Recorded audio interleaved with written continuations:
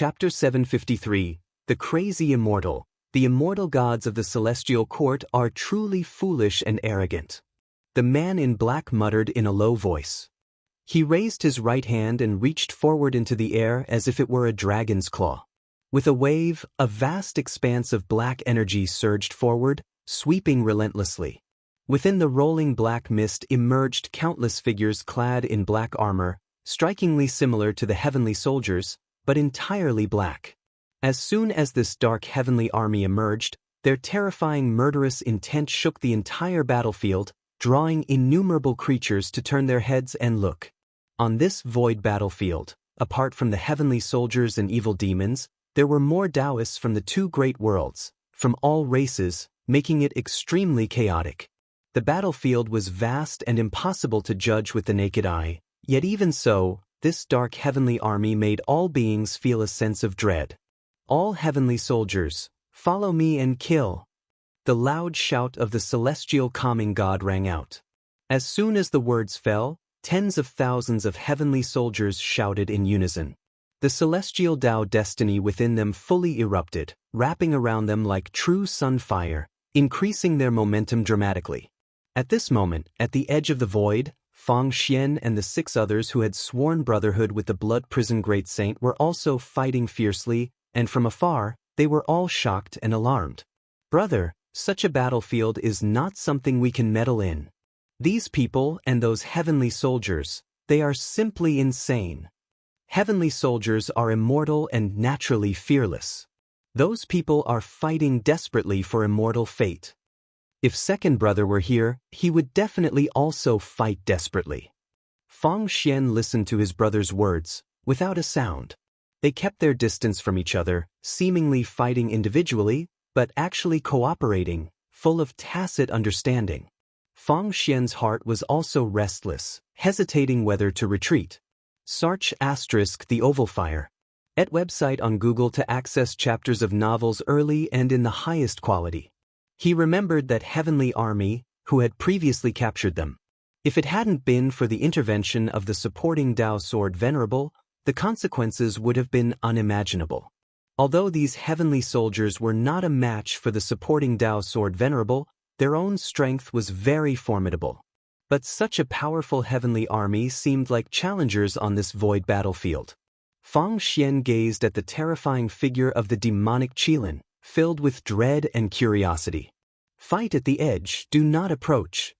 Fang Xian said, and the other 5 naturally had no objections. Unlike the warring factions, they had not decided to join any faction of the Son of Heaven. They came to observe the situation first, only to be entangled by a group of madmen upon arrival. These beings did not know them nor felt the same destiny, directly treating them as enemies. Now Fang Xian and the 6 seemed like a third-party faction, as beings from both great worlds would target them. Because they were here for immortal fate, they dared not go all out, rather, they were restricted in their actions. This battlefield was merely a microcosm of the 3,000 great worlds, with hundreds of void battlefields fighting simultaneously, each battlefield featuring demonic Qilins and heavenly soldiers. All of this was in Guan's eyes. Just the struggle for the Son of Heaven had sent out more than 10 million heavenly soldiers. The Celestial Court's foundation was deep indeed. In the memories of Gu Xian, Guan had witnessed truly powerful heavenly armies, far beyond what these heavenly soldiers could compare. To enter the Celestial Court, one must at least be at the Taiqing Golden Immortal realm. Within the Celestial Court, there was a heavenly army with the lowest cultivation level being Taiqing Golden Immortal, which once dispatched 1 million soldiers to besiege those fierce demons. 1 million Taiqing Golden Immortals? How terrifying! And they were immortal. Destroyed, they could be revived with the Celestial Court's destiny. When Gu Xian was besieged by the immortal gods of the Celestial Court, he often felt powerless. Even though the enemies were like insects in his eyes, he couldn't kill them. Over time, these insects posed a great nuisance to him, and moreover, the Celestial Court did not only send heavenly soldiers to besiege him. Each war in the struggle for the Son of Heaven would last for many years, fighting until one side completely lost their will to fight.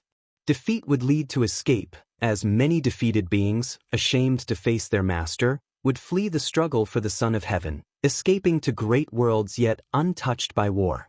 1,000 years later, several uninvited guests fled to the celestial spirit great world. They did not come through the world gate, angering the celestial spirit god, who directly killed them. This was just the beginning. In order to maintain his celestial authority, the celestial spirit god became the guardian of the celestial spirit great world. But as the invading beings grew stronger, the celestial spirit god of the heaven-balancing golden immortal realm began to feel pressure. Fortunately, the Tai immortal monarch timely assisted, sending the 72 immortals of Jin Dong to help capture the invaders of the celestial spirit great world. Guan was very satisfied with Tai immortal monarch's attitude. He acted even without instructions. Despite past grievances, once becoming allies, he became more and more pleased with Tai immortal monarch, even more so than the celestial spirit god. Over these millions of years, Tai immortal monarch and the 72 immortals of Jin Dong did many things for the human world, leaving numerous legends and legacies of immortal gods. The development of the celestial spirit great world owed part of its success to them. Tai immortal monarch could not guess what Guan wanted, but he was sure that benefiting the celestial spirit great world would satisfy Guan. When Guan did not stop him, he felt he had found the right direction. As more and more outer heaven invaders arrived, they stirred up increasing chaos in the human world. Some took disciples, whose masters might not reveal their purpose, and when the master died, the disciples naturally sought revenge, snowballing into hatred. This hatred even extended to the celestial spirit god, Tai immortal monarch, and other immortal gods. The immortal gods were indifferent, but they underestimated human nature.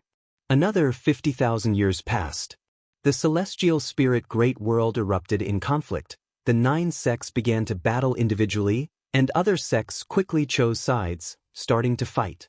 Though the Tao court had dissolved, its legends remained, with many aspiring to achieve world unity. Stirred by or aided by outer heaven invaders, they could no longer suppress their ambitions. To the invaders, the more chaotic the world, the better they could hide. Above the sea of clouds, a magnificent giant red pavilion floated, with clouds rolling below. Occasionally, there were ridge-like grand Qilin horns undulating, sparking imagination. Li Xuanmiao and the celestial destruction god stood side by side on the terrace, gazing into the distance. The celestial destruction god still wore divine armor, sharp and imposing, while Li Xuanmiao exhibited the transcendence of an enlightened immortal. This struggle for the Son of Heaven affects the 3,000 great worlds. Is it really all right? Li Xuanmiao asked, his eyes seeing the chaos in the 3,000 great worlds. The struggle for the Son of Heaven was far more terrifying than he imagined. What baffled him most was that the celestial court was unconcerned with the situation of the 3,000 great worlds. The immortal gods cared more about their own cultivation and were more vigilant about whether strong realms beyond the 3,000 great worlds had offensive intentions. I have heard that the celestial Tao Venerable possesses divine skills to create the 3,000 great worlds. Even if they annihilated, the Supreme would recreate them.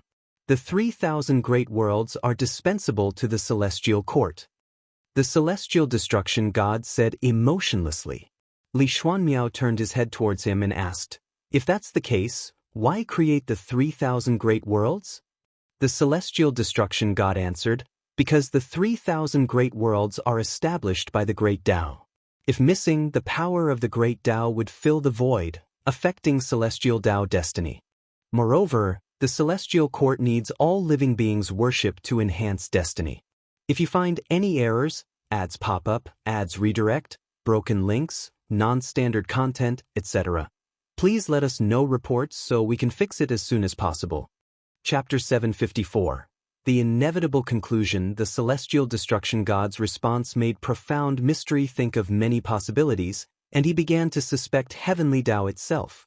The two fell into silence, each lost in thought. The enormous red pavilion continued its journey, the mysterious ridged armor below subtly visible through the clouds, with a low, thunder-like breathing sound faintly heard. Alright, don't overthink it. You are already an immortal god and should no longer view problems from a mortal's perspective. Excessive compassion will only harm you. The celestial court has celestial rules. If you stay in the celestial court long enough, you'll realize that all your current concerns are meaningless. The celestial destruction god spoke. Although his immortal position was one rank lower than Profound Mystery, their relationship was very amiable, and Profound Mystery did not require him to be overly formal in private. Profound Mystery nodded and said, "Perhaps I really do need to adjust my mindset." Saying this, he still felt a deep dissatisfaction with the immortal gods. The reason he had followed Guan initially was that he believed Guan to be an immortal god. Later, real immortal gods appeared, but they were not like he had imagined. The true protector of all living beings was Guan. When he arrived at the celestial court, he held on to a faint hope that the celestial court internally would be compassionate towards all living beings, but that turned out not to be the case. In the celestial court, let alone compassion for mortal spirits, if he didn't initiate, not a single immortal god would mention the 3,000 great worlds. He heard more about Primordial Emperor Domain, Misty Immortal Court, Endless Dao Mountain, Abyss Dao Sea, and other great Dao realms. The different levels made it difficult for Profound Mystery to adapt. The 3,000 great worlds had so little presence. How could he not feel disheartened? This struggle for the Son of Heaven is likely to last many years. It is said that the cultivation levels of the two Sons of Heaven are roughly the same, and now they are both in seclusion. No matter which side gains the upper hand, they will eventually face off against each other. The more destiny their camps accumulate, beyond showcasing their talents, it also boosts their own destiny. Once the Sons of Heaven take action, the 3,000 great worlds are destined to turn to ashes. The celestial destruction god spoke softly and then paused before saying, "With the divine venerables around, the struggle for the Son of Heaven should not involve us. You can rest easy." CTH Novel Ire. Net website on Google to access chapters of novels early and in the highest quality. Profound Mystery shook his head and said, "I'm not afraid of trouble. Never mind, let's not talk about this anymore. I heard the quota for the 100,000 stars has been opened. Are you really going to try?" The celestial destruction god nodded and said, "I managed to transfer from under the god of destruction to under the divine venerable. I must now complete the transformation of my divine authority. The stars are good. It allows for peaceful cultivation and easier access to the great Tao." Profound Mystery, being an immortal monarch, had yet to secure a specific immortal authority. However, he was not worried because his master, the radiant divine venerable, had already made arrangements for him. Now, apart from cultivation, he represented his master, walking through the heavenly realm, using his master's name to acquaint himself with various immortal gods. The two began discussing their upcoming travels. The immortal palace they were visiting also had significant backing, and even the celestial destruction god looked forward to this trip. He benefited from Profound Mystery's influence. This kind of visit wasn't just for conversation. They would either get to hear the Tao or receive the other's bounty.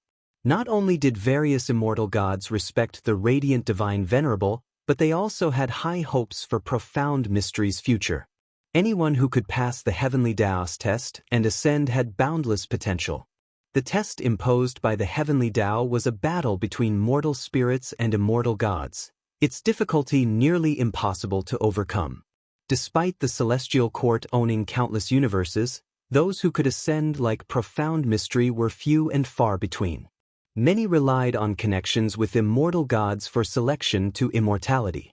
A day in heaven is a year on earth, and conflicts in the 3,000 great worlds were rapidly evolving. Another 10,000 years passed, and there was no pure land left in the 3,000 great worlds, filled everywhere with slaughter and war. This year, in the celestial spirit great world, sects were contending for supremacy externally, while evil demons invaded from outside. Even the celestial spirit god guarding the world gate experienced defeat. Disciples of Wuxia began to emerge, rescuing the suffering beings. In the imperial palace on the Taizong continent, Guan was playing chess with Li Xiandao. The weather was cool, and a gentle breeze stroked their hair. At this moment, Li Xiandao frowned deeply, pondering. Guan casually waved a folding fan in one hand and held a teacup in the other, feeling utterly at ease. Even the 10 or so shooting stars streaking across the sky did not catch his attention. Li Xiandao took a deep breath and said, "I lost." He lifted his eyes to Guan, wanting to speak but hesitating. "You have something on your mind. Speak up, don't hold it in," Guan said with a smile. As long as he didn't deliberately avoid it, anyone's inner thoughts would directly reach his ears. However, some words still needed to be said by the other party. Li Xiandao stared at Guan intently and said, "There are unified sects in this world, but no unified imperial dynasty. Even the bygone holy court focused primarily on the immortal cultivation realm, disregarding the safety and well-being of common people. I want the Taizong dynasty to become the ruler of the world. I want to be an unprecedented emperor." Over the years, Li Xiandao had always been cautious, considering Guan in every decision to avoid disapproval, which was why the Taizong dynasty had remained problem-free. With Guan around, Li Xiandao never acted recklessly. But over time, he too would feel weary and needed a greater goal to invigorate himself. "If you want to contend, then contend. I've never restricted or obstructed you, have I?" Guan said with a shake of his head and a laugh. Li Xiandao breathed a sigh of relief. It was good that Guan didn't mind. "Then I will strive for it." Over the years, the Taizong dynasty has been accumulating power. Since Yang Jian left, Long Teng has taken on the responsibilities. He is even stronger than Yang Jian. Speaking of this, pride filled Li Zuando's face. Long Teng was the son of Long Qing, equivalent to Gu An's grand disciple. By virtue of this relationship, Li Xiandao treated Long Teng very well, even allowing the Long family to grow strong. Long Teng did not disappoint him, never overstepping bounds. In both the court and among the people, there was just that Long Teng was more like a crown prince. Long Teng had indeed grown significantly, achieving the title of Primordial Dao Emperor in his youth. Now, he had reached the cultivation level of Taoist Zhongzhi Immortal. He was the face of the Taizong dynasty, and even if he did not take action, no force dared to offend the Taizong dynasty in the surrounding seas. He had come this far with considerable help from Gu, and Long Teng's magnanimous and upright character greatly aligned with Gu An's preferences. Now, Guan spent more time visiting him than Long Qing. Li Xiandao was also a Taoist Zhongzhi Immortal, but he kept it well hidden. The world only knew him as a free immortal. The strength of his cultivation meant that Li Xiandao was no longer constrained by aristocratic families or sections. The Taizong dynasty truly belonged to him now. It was what he once dreamed of. Guan smiled and said, "Then let me see how far you can go. Anyway, I won't be helping you. In my eyes, the Taizong dynasty is no different from any other dynasty in the world. I hope you understand this." In stern tones, Li Xiandao said, "Of course. How could we ask you to intervene in conquering the world? How would the world even play a part if you did? To be honest, the reason I want to unify the world is not only for the sake of all living beings but more so to realize my own ideals. I want to become a figure in the celestial spirit great world's history who is never forgotten. If you find any errors, ads pop up, ads redirect, broken links, non-standard content, etc., please let us know reports so we can fix it as soon as possible." Chapter 755. The Immortal Lectures regarding Li Zuando's ambition. Guan gave no comment. Every person has their own goals, and even the greatest people have their private thoughts. He himself is such a person.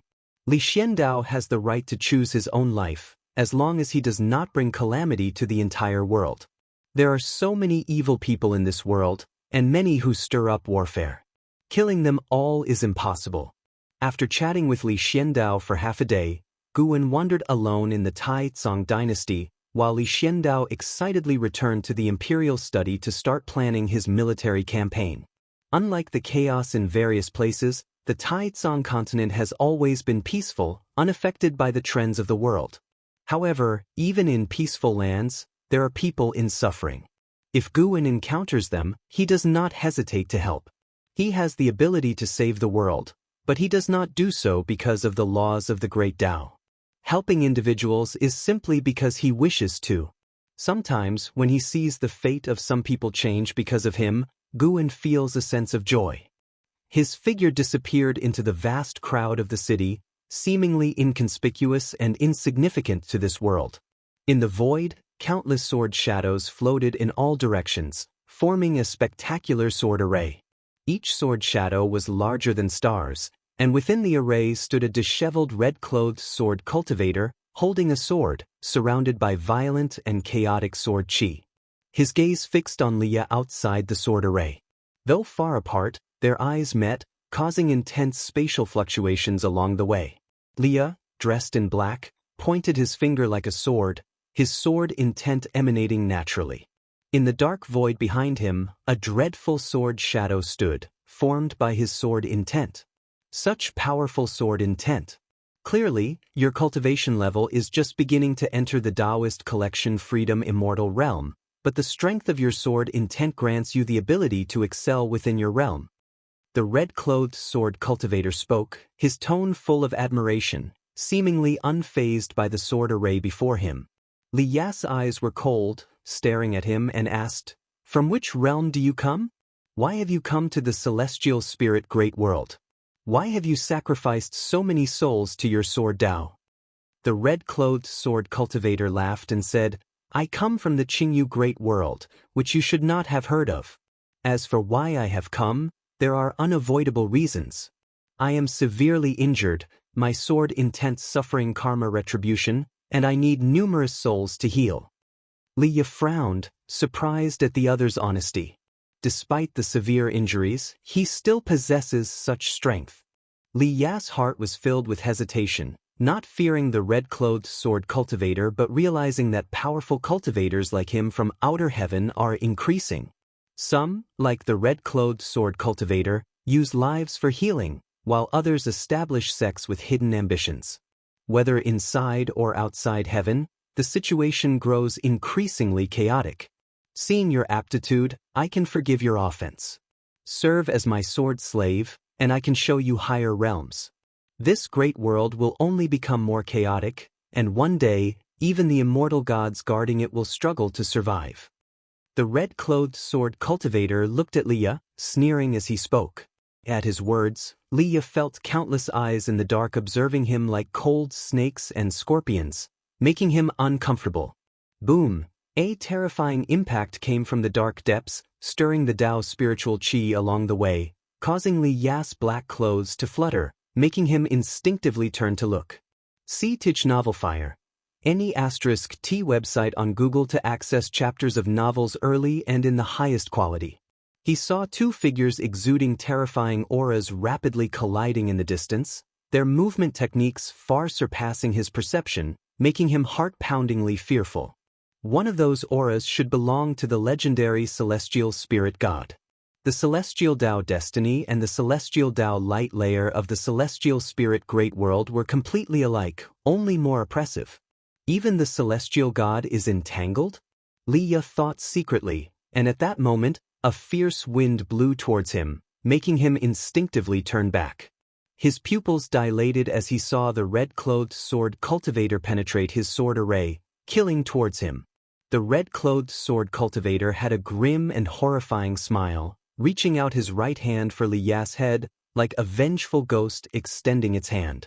Under the bright sun, in a bustling and prosperous city, Guan leaned against a courtyard wall, holding a large chicken leg. As he chewed, he said indistinctly, "Zhao Zilong marched through an army of millions, relying on a long spear and a white horse to charge in and out, staining the baby in his arms with blood. In front of him stood a dozen children, both boys and girls, the oldest no more than 13, the youngest just over 5, all nervously watching Guan, waiting for him to continue." Guan stopped, swallowing hard as if he choked and gently patted his chest. "Meat alone isn't enough. Who will sneak a jar of wine from home for me?" Guan asked with a smile, causing the children to burst into an uproar. "You already spent a lot of our money on this roast chicken, and now you want a drink? How can you be like that? The chicken isn't finished yet, and you want a drink? Liar. Big liar. Continue the story. How can you stop here?" The children were anxious, some raising their small fists as if they wanted to hit Guan. The people playing in the street looked over curiously. Most found it odd that Guwen, who dressed richly, would argue with a group of children. Mothers with children quickly moved away, fearing Guwen was a bad person. Guwen smiled even wider, his eyes glinting. What do you understand? If you bought the book Romance of the Three Kingdoms, it would cost more than a roast chicken. If you hired a storyteller of my caliber, it would cost even more, far beyond the price of a jar of wine or a chicken. You've got a good deal. An older boy argued angrily, Stop lying. It's not an immortal book. It can't be that expensive. Hey, don't say. There's indeed a version of Romance of the Three Kingdoms about immortal cultivation. Do you know what cultivation technique Zhao Zilong practiced? Gu An's words quickly dispelled the boy's anger, replaced with curiosity, as other children also showed curious expressions.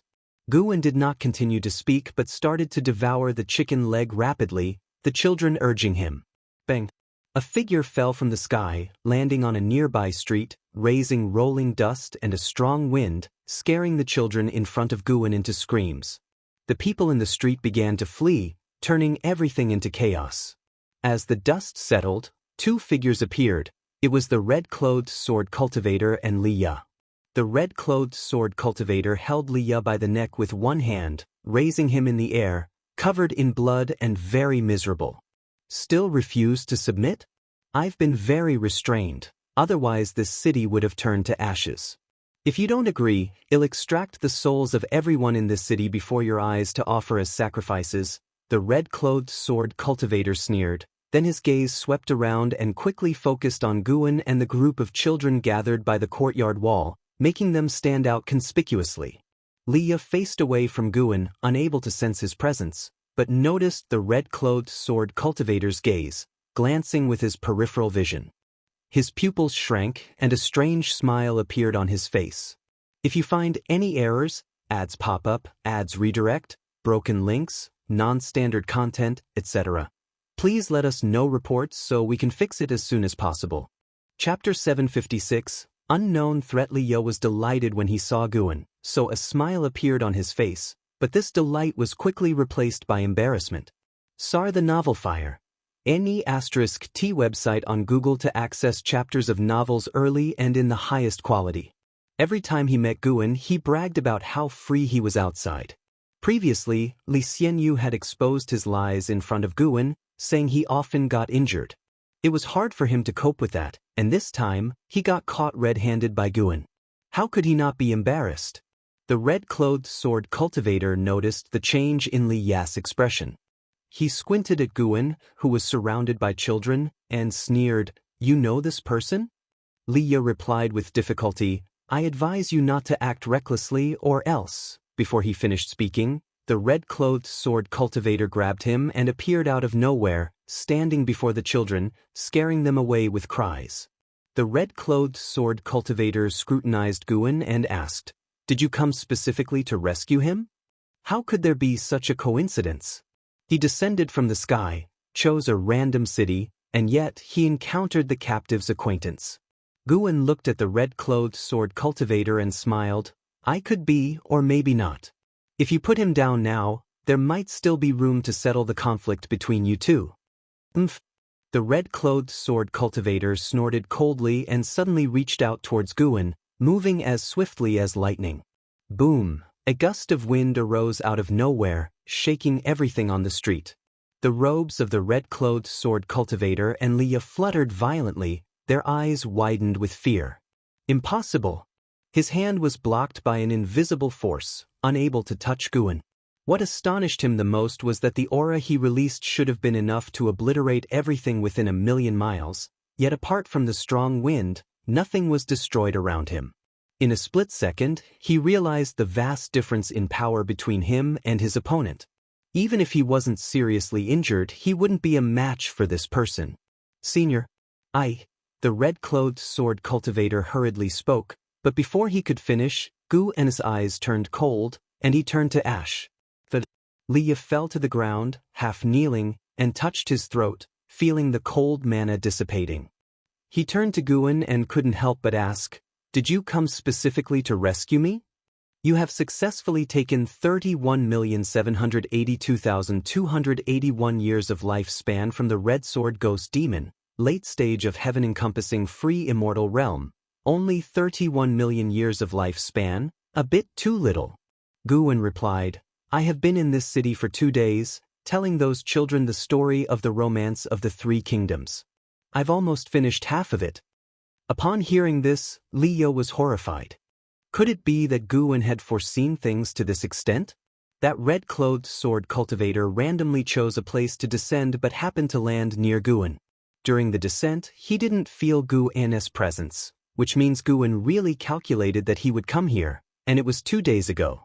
Li Yo was now the primordial Tao Emperor. His cultivation level had reached the Taoist collection Freedom Immortal realm, and he had his understanding of the path of cause and effect derivation. However, he still couldn't fathom how Guwen did it. It was too incredible. Seeing Li Ya's terrified expression, Guwen asked with a smile, What? Do you want me to reveal a bit of heavenly secrets to you?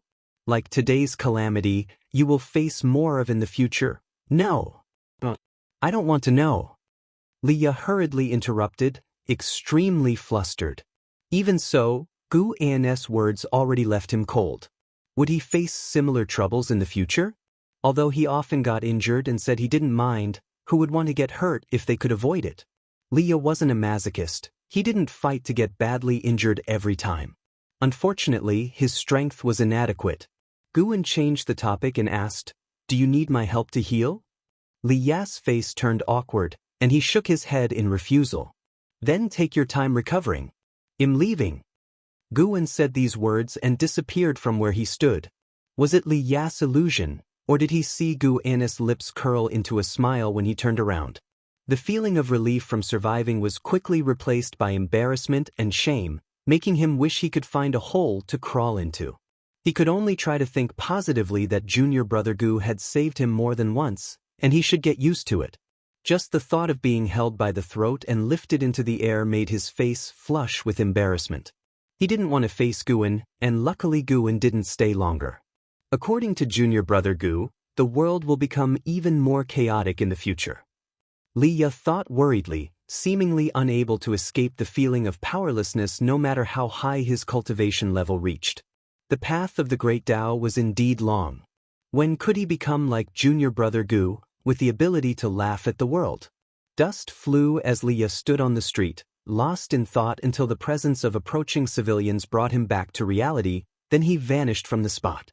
Rescuing Li Ya was just a minor episode. Guwen didn't mind much. If it wasn't for this catastrophe that left Li Ya with no hope, he wouldn't have intervened even if Li Ya suffered a lot. But this incident was enough to prove that the celestial spirit Great World had been forced into the struggle for the Son of Heaven. Besides hiding and creating chaos, some of the outsiders were also working for the Son of Heaven to win over the major sections. In Guwen's view, the celestial spirit Great World would inevitably fall into turmoil.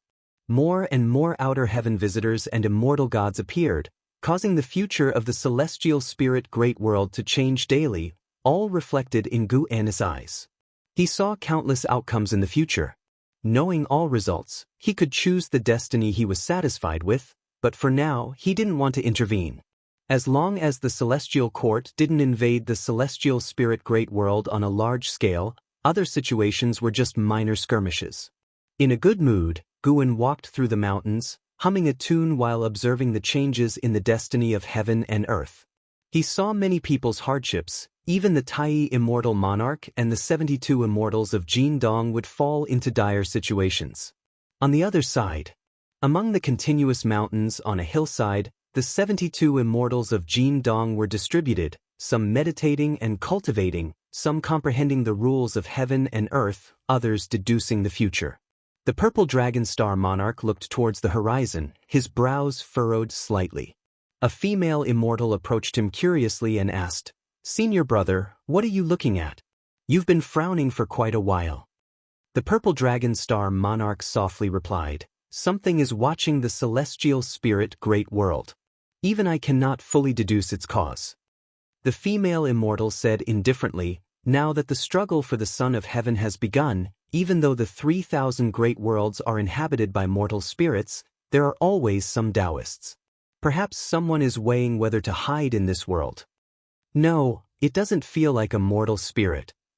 The purple dragon star monarch shook his head. These words made the female immortal feel surprised. Not a mortal spirit? You mean a son of heaven has targeted the celestial spirit great world? The female immortal asked. The purple dragon star monarch replied, it's not a son of heaven, and it's not even an immortal. I can't say for sure, but maybe something wants to take advantage of the struggle for the son of heaven to commit evil in the 3,000 great worlds. Upon hearing this, the female immortal's face turned serious. Although the celestial court seemed unshakable, there were many hidden enemies, not just within the range of the celestial Tao destiny, but also many terrible beings in the chaos watching the celestial court, waiting for an opportunity. If you find any errors, ads pop up, ads redirect, broken links, non-standard content, etc., please let us know reports so we can fix it as soon as possible. Chapter 757. Tao Extreme Lectures on the Tao. Time continued to flow rapidly. In the ever-running river of time, new heroes kept emerging. Some met with death and defeat, while others continued to forge ahead meticulously. The chaotic world was a torment for the mortal spirits, yet for many cultivators, it was a rare opportunity. However, the opportunities they sought often hid an abyss representing death. Another 1,000,000 years passed. Gun, now 11,560,000 years old, was guiding a 7th-generation disciple in cultivation. Indeed, the 7th generation had emerged within the beginningless. Since disciples were now allowed to accept apprentices, Guan did not impose too strict restrictions on his grand disciples. His only requirement was to accept only one apprentice at a time, and only after that disciple had matured could they take on a second disciple. The beginningless did not engage in worldly disputes, but the grand world gate stood tall, symbolizing the pride of all disciples. Without Guan's orders, they adhered to strict apprenticeship selection. They only considered those who could potentially be the first among their peers. Duanli was very excited. He never expected that while training in the forest today, he would be chosen by ancestor Master Wuxia for guidance. He was so thrilled that he felt dizzy, and much of what Guan said was lost to him, as his mind felt muddled. Guan was quite helpless. This boy was too easily excited, responding without understanding many things. If you don't settle down soon, I'm leaving, Guan said sternly, instantly jolting Duanli back to his senses. What am I doing? Duanli broke into a cold sweat and quickly said in a trembling voice, Ancestor, I'm sorry, I'm just too excited, I didn't mean it. He was so anxious that he was about to cry. In several decades within the beginningless Taoist field, he had only seen Guan a few times. This was his first conversation with Guan, and it was for cultivation guidance. If he angered Guan, his master, grandmaster, and great-grandmaster wouldn't forgive him. Alright, they'll teach you a brand new cultivation technique, how about that? Guan suddenly said. How could Duanli refuse? He quickly bowed to thank Guan allowed Duanli to kneel. He raised his right hand and pointed his index finger at Duanli's forehead. Just as Duanli looked up, his pupils suddenly dilated, and he fell into a daze. Sia the Novel Fire. NT website on Google to access chapters of novels early and in the highest quality. Guan retracted his hand, walked past him, and headed out of the dojo, thinking about picking some matured medicinal herbs today. After an hour, Duanli trembled and woke as if from a dream. He hurriedly stood up, looking around and calling out for the ancestor. Why are you shouting? Do you think you can call for the ancestors so casually? An impatient voice came, and Duanli saw a figure emerge from the depths of the forest. Upon seeing the person's face, Duanli quickly bowed respectfully. Grandmaster LV. Duanli said respectfully, his body tense. LV Xian walked up to him, looking displeased. Why were you calling out for the ancestor? Today, he had some free time and wandered into this forest. He had a vague impression of Duanli, remembering him as a 7th-generation disciple, given the number of disciples within the beginningless Taoist field. Just now, the ancestor taught me a cultivation technique. I wanted to thank him, Duanli answered truthfully. There had never been any incidents of fellow disciples harming each other within the beginningless, so Duanli felt no need for caution and answered whatever his grandmaster asked. Oh! LV Xian raised his eyebrows. He believed Duanli wouldn't lie, especially since this was the beginningless Taoist field. His master hadn't taken on new disciples for many years, let alone guided grand disciples in cultivation. Could there be something special about this boy? LV Xian scrutinized Duanli closely, making the latter very uneasy. Duanli wanted to escape, but he didn't dare offend LV Xian. LV Xian couldn't discern anything unusual about Duanli, so he casually asked, "What's the name of the cultivation technique the ancestor taught you?" His master had created many techniques, and different techniques could indicate how much his master valued this boy. Destiny-defying divine skill, Duanli answered cautiously. Destiny-defying divine skill. LV Xian was stunned, standing rooted to the spot. Wasn't this his father, LV Baishan's cultivation technique? His father had been dead for a long time. Usually, he wouldn't even think about his father. Growing up, knowing his body housed another soul, he harbored deep hatred for his father, wanting to personally kill him. But gradually, he came to understand. Because he was busy exploring the outside world, he missed his father's funeral. He seemed indifferent, but a thorn remained in his heart. Unexpectedly, his master still remembered his father. LV Xian recalled how long ago, his father often discussed with him how to cultivate Guan into the next sect leader. Those years were long gone. The specific memories were fading, and his father's face had become blurred. "Grandmaster LV? Are you all right?" Duanli asked nervously, feeling anxious. Could this destiny-defying divine skill have some great significance? He believed the ancestor wouldn't harm him, but he feared the significant background of this skill might be beyond his capacity.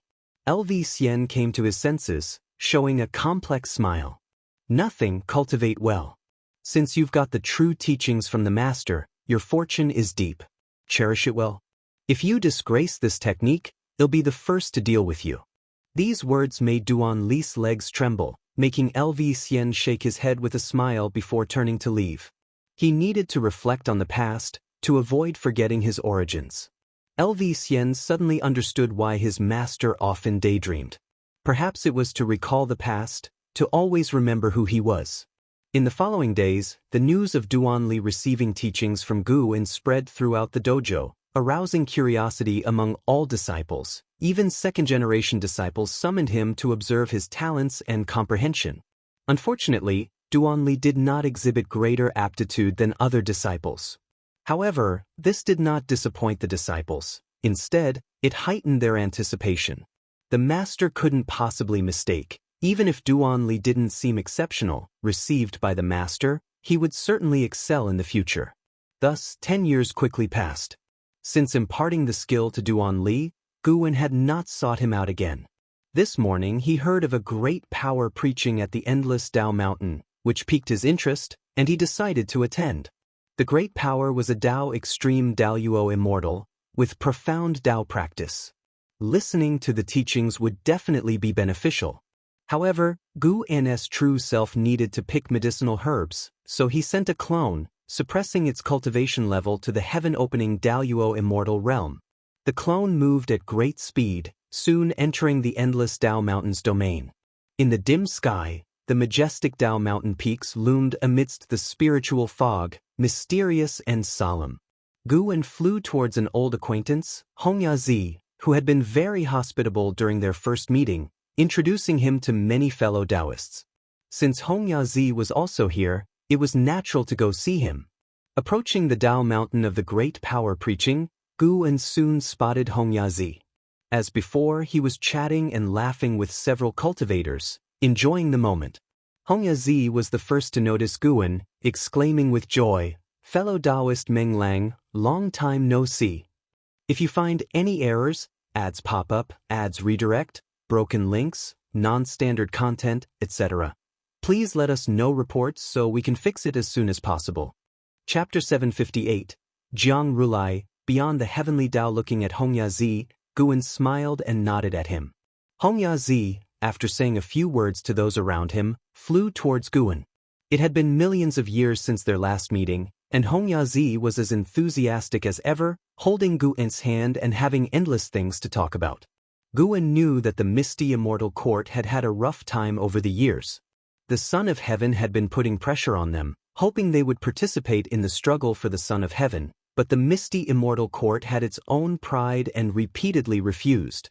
The Son of Heaven's patience had worn thin, and this put great pressure on the misty immortal court.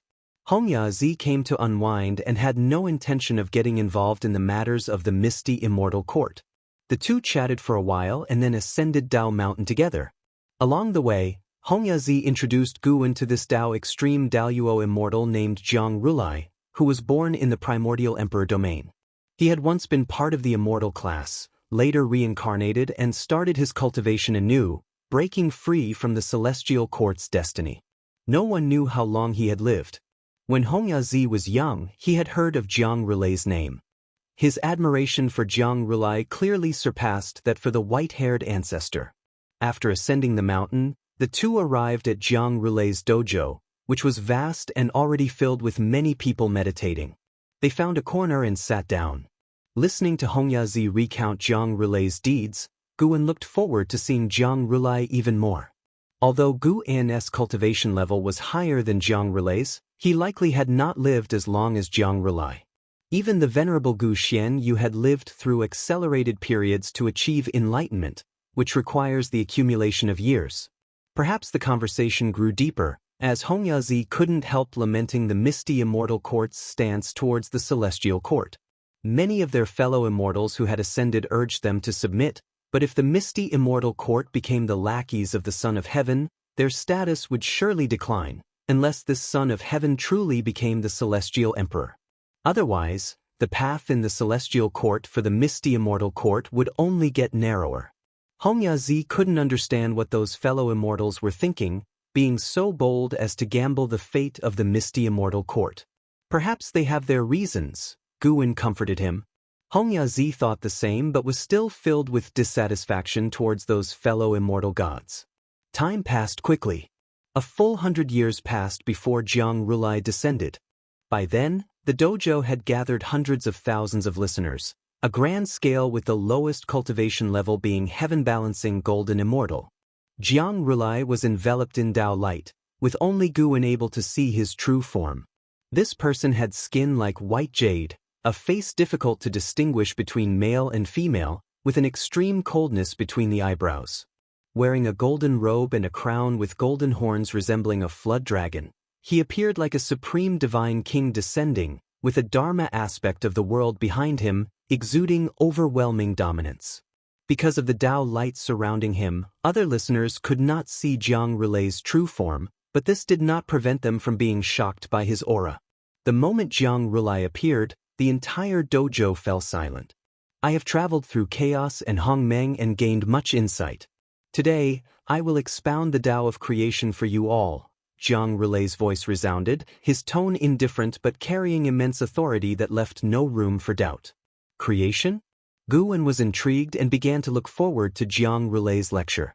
Without further ado, Jiang Rulai began his lecture. The vast Tao intent, as immense as the ocean, enveloped the entire dojo, making all the listeners feel as if they were journeying through chaos along with Jiang Rulai. Chaos was even more vast than the Tao universe, with chaotic spiritual energy surging, everything appearing bizarre and fantastical, and seeming to have immortal spirits traversing without leaving any traces. Guan was also immersed in it. This lecture lasted 30,000 years. After 30,000 years, all the listeners felt as if they had been abruptly pulled out of a dream, feeling a sense of loss. Guan looked up at Jiang Rulai, who still sat high on the Tao platform, radiating boundless Tao light, unrivaled in the world. Sitting beside him, Xianxia opened his eyes, and after a brief moment of confusion, showed a look of longing. Such vast creation Tao. If I could obtain even 1/10 of his achievement, I could surpass my current realm obstacle, Xianxia praised, and Guan nodded slightly, not saying a word. Sar the Ovalfire. Net website on Google to access chapters of novels early and in the highest quality. He noticed that Jiang Rulai was gazing at a certain place outside Endless Tao Mountain with a serious look, seemingly on guard against something. Far away in the Taoist field of the beginningless, Gu and his true self followed Jiang Relay's gaze, crossing countless universes and arriving outside the heavenly Tao, close to the void near chaos, where a deep red mist was approaching the heavenly Tao. Gu An's true self raised an eyebrow.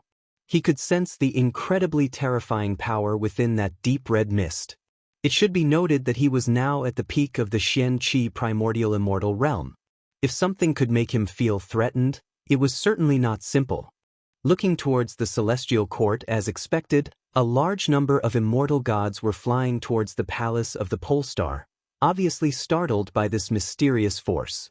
Since the celestial court was already paying attention, Guan did not need to worry too much.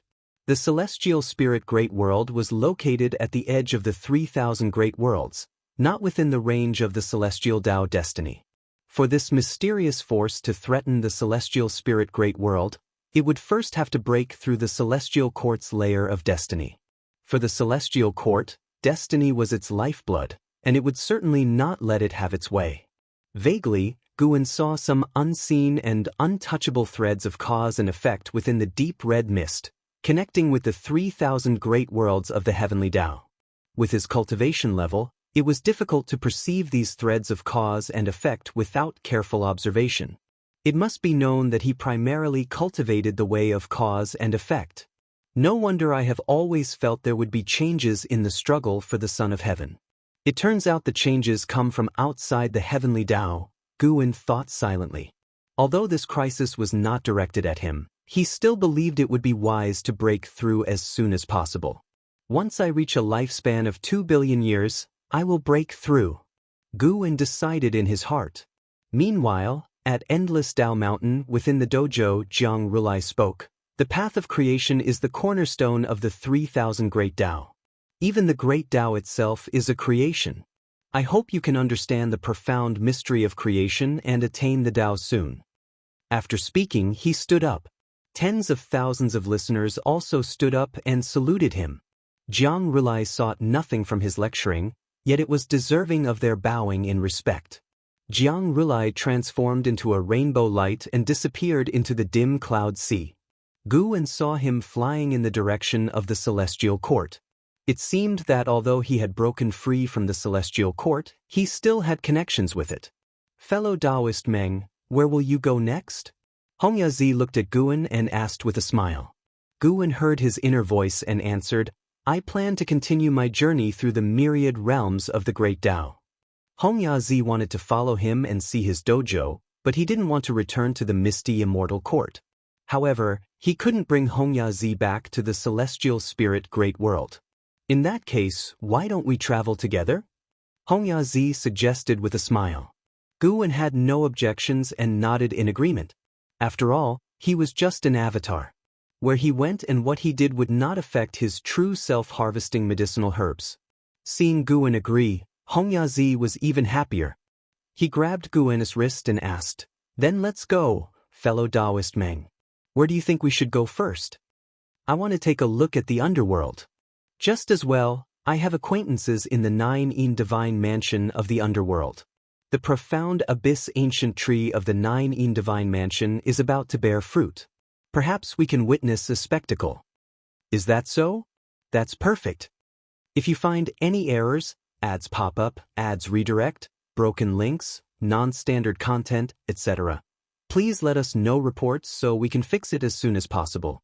Chapter 759, Dark Divine Sect. When Guan's avatar traveled to the underworld with Hongyazi, Guan's true form maintained his usual life rhythm, occasionally glancing at the deep crimson mist beyond the heavenly Tao. The sweeping speed of the deep crimson mist was fast, yet slow compared to the vastness of the great Tao, and it wouldn't touch the boundary of the celestial Tao destiny in a short time. It was worth noting that the celestial court hadn't taken any action against the deep crimson mist.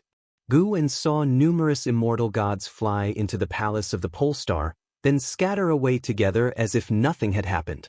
Could it be that the deep crimson mist involved some great cause and effect that made the celestial court cautious? Guan couldn't help but think of Taihao. It was unknown when the ethereal celestial emperor would emerge from seclusion.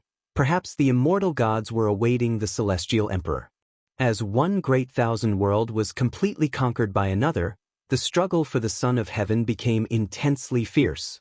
Both camps were utterly ruthless, casting these 3,000 great worlds into an era of dark turmoil. The greater the survival pressure, the more it would stimulate the birth of exceptionally talented beings. 27,000 years had passed since Zhang Rulei's teaching concluded. On this day, just past noon, Guan rested in the courtyard, his body lying on a rocking chair, gently swaying. I am the true monarch Qigyan. Today I shall rescue the demon emperor.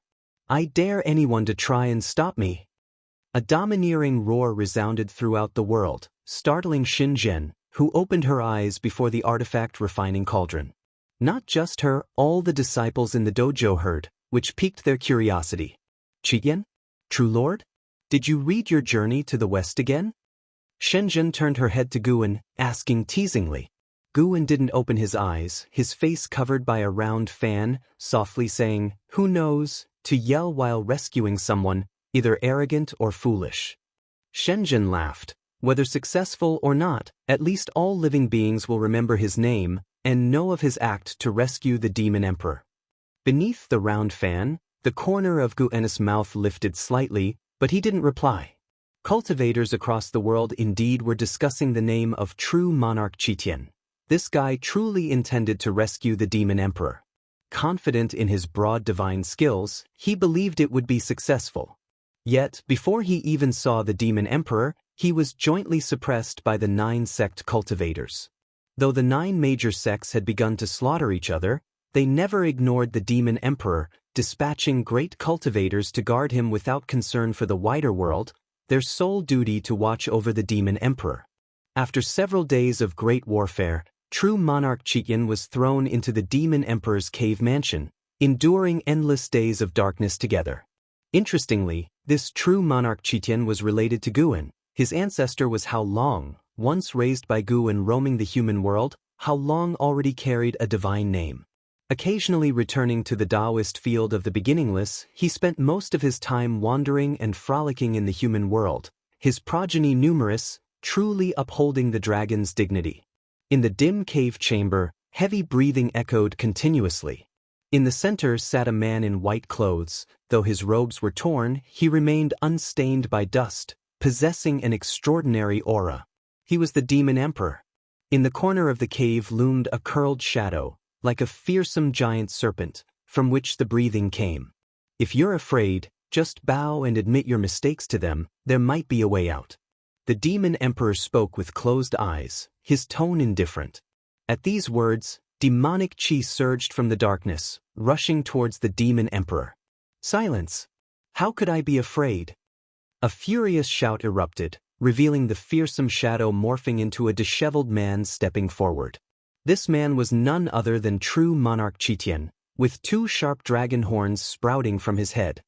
He glared at the demon emperor, angrily saying, "Great sage equaling heaven was suppressed for 500 years without begging for mercy. How could I be afraid? Though I don't know who great sage is, 500 years can't compare to 1,000,000. Their patience far exceeds your imagination." The demon emperor spoke without opening his eyes.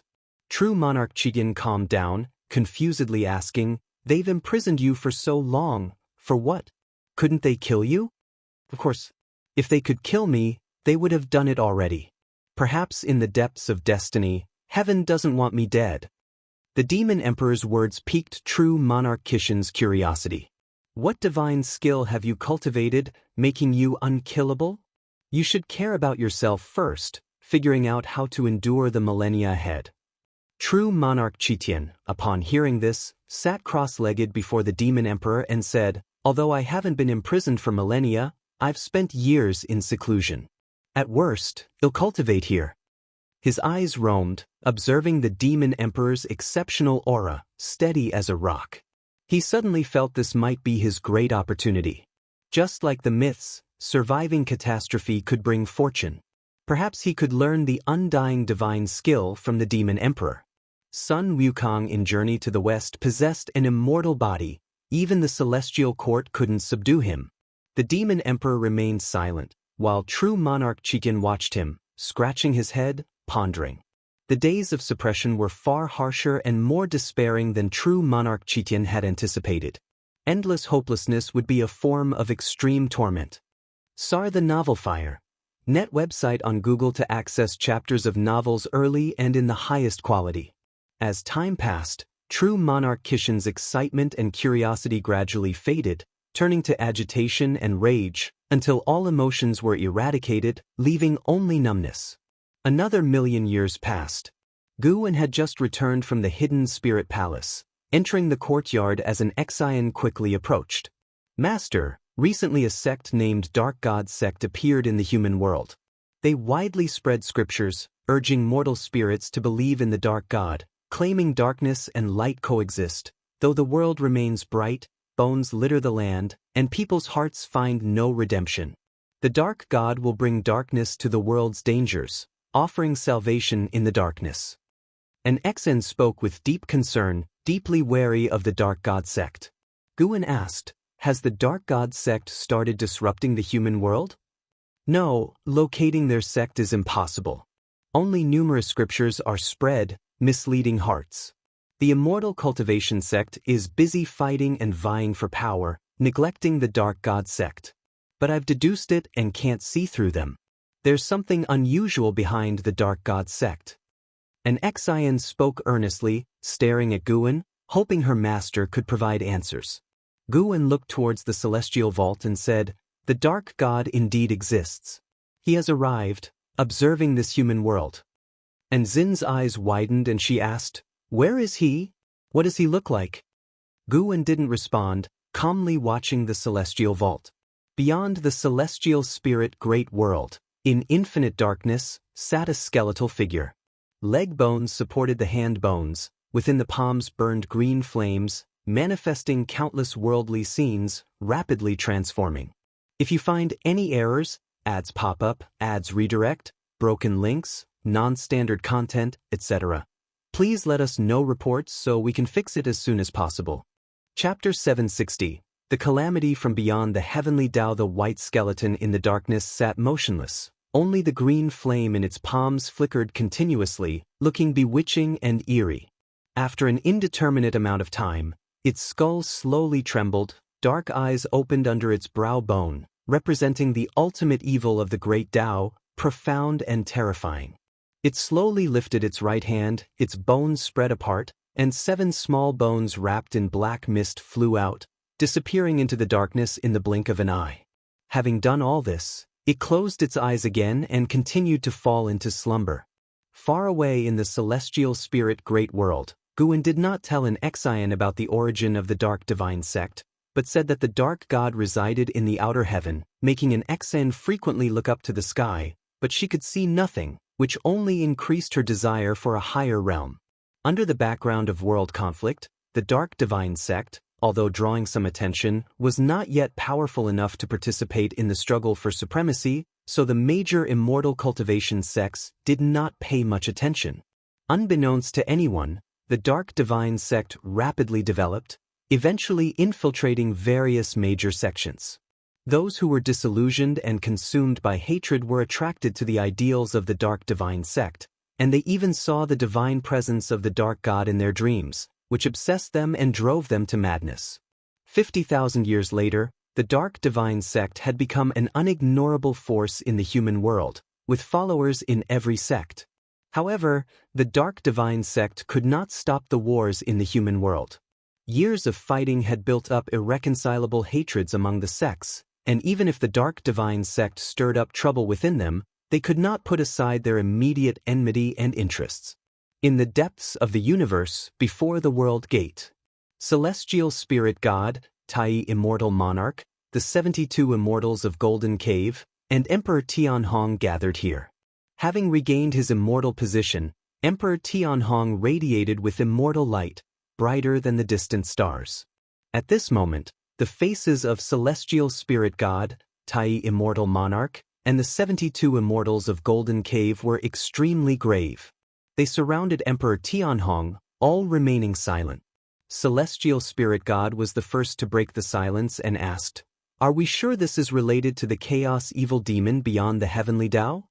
Emperor Tianhong nodded and said, The chaos beyond the heavenly Tao is vast and boundless. Whether it is truly a chaos evil demon remains uncertain. The only thing certain is that there is an infiltration from beyond the heavenly Tao. Their methods are unbelievable and hard to capture. The celestial court is also observing the changes.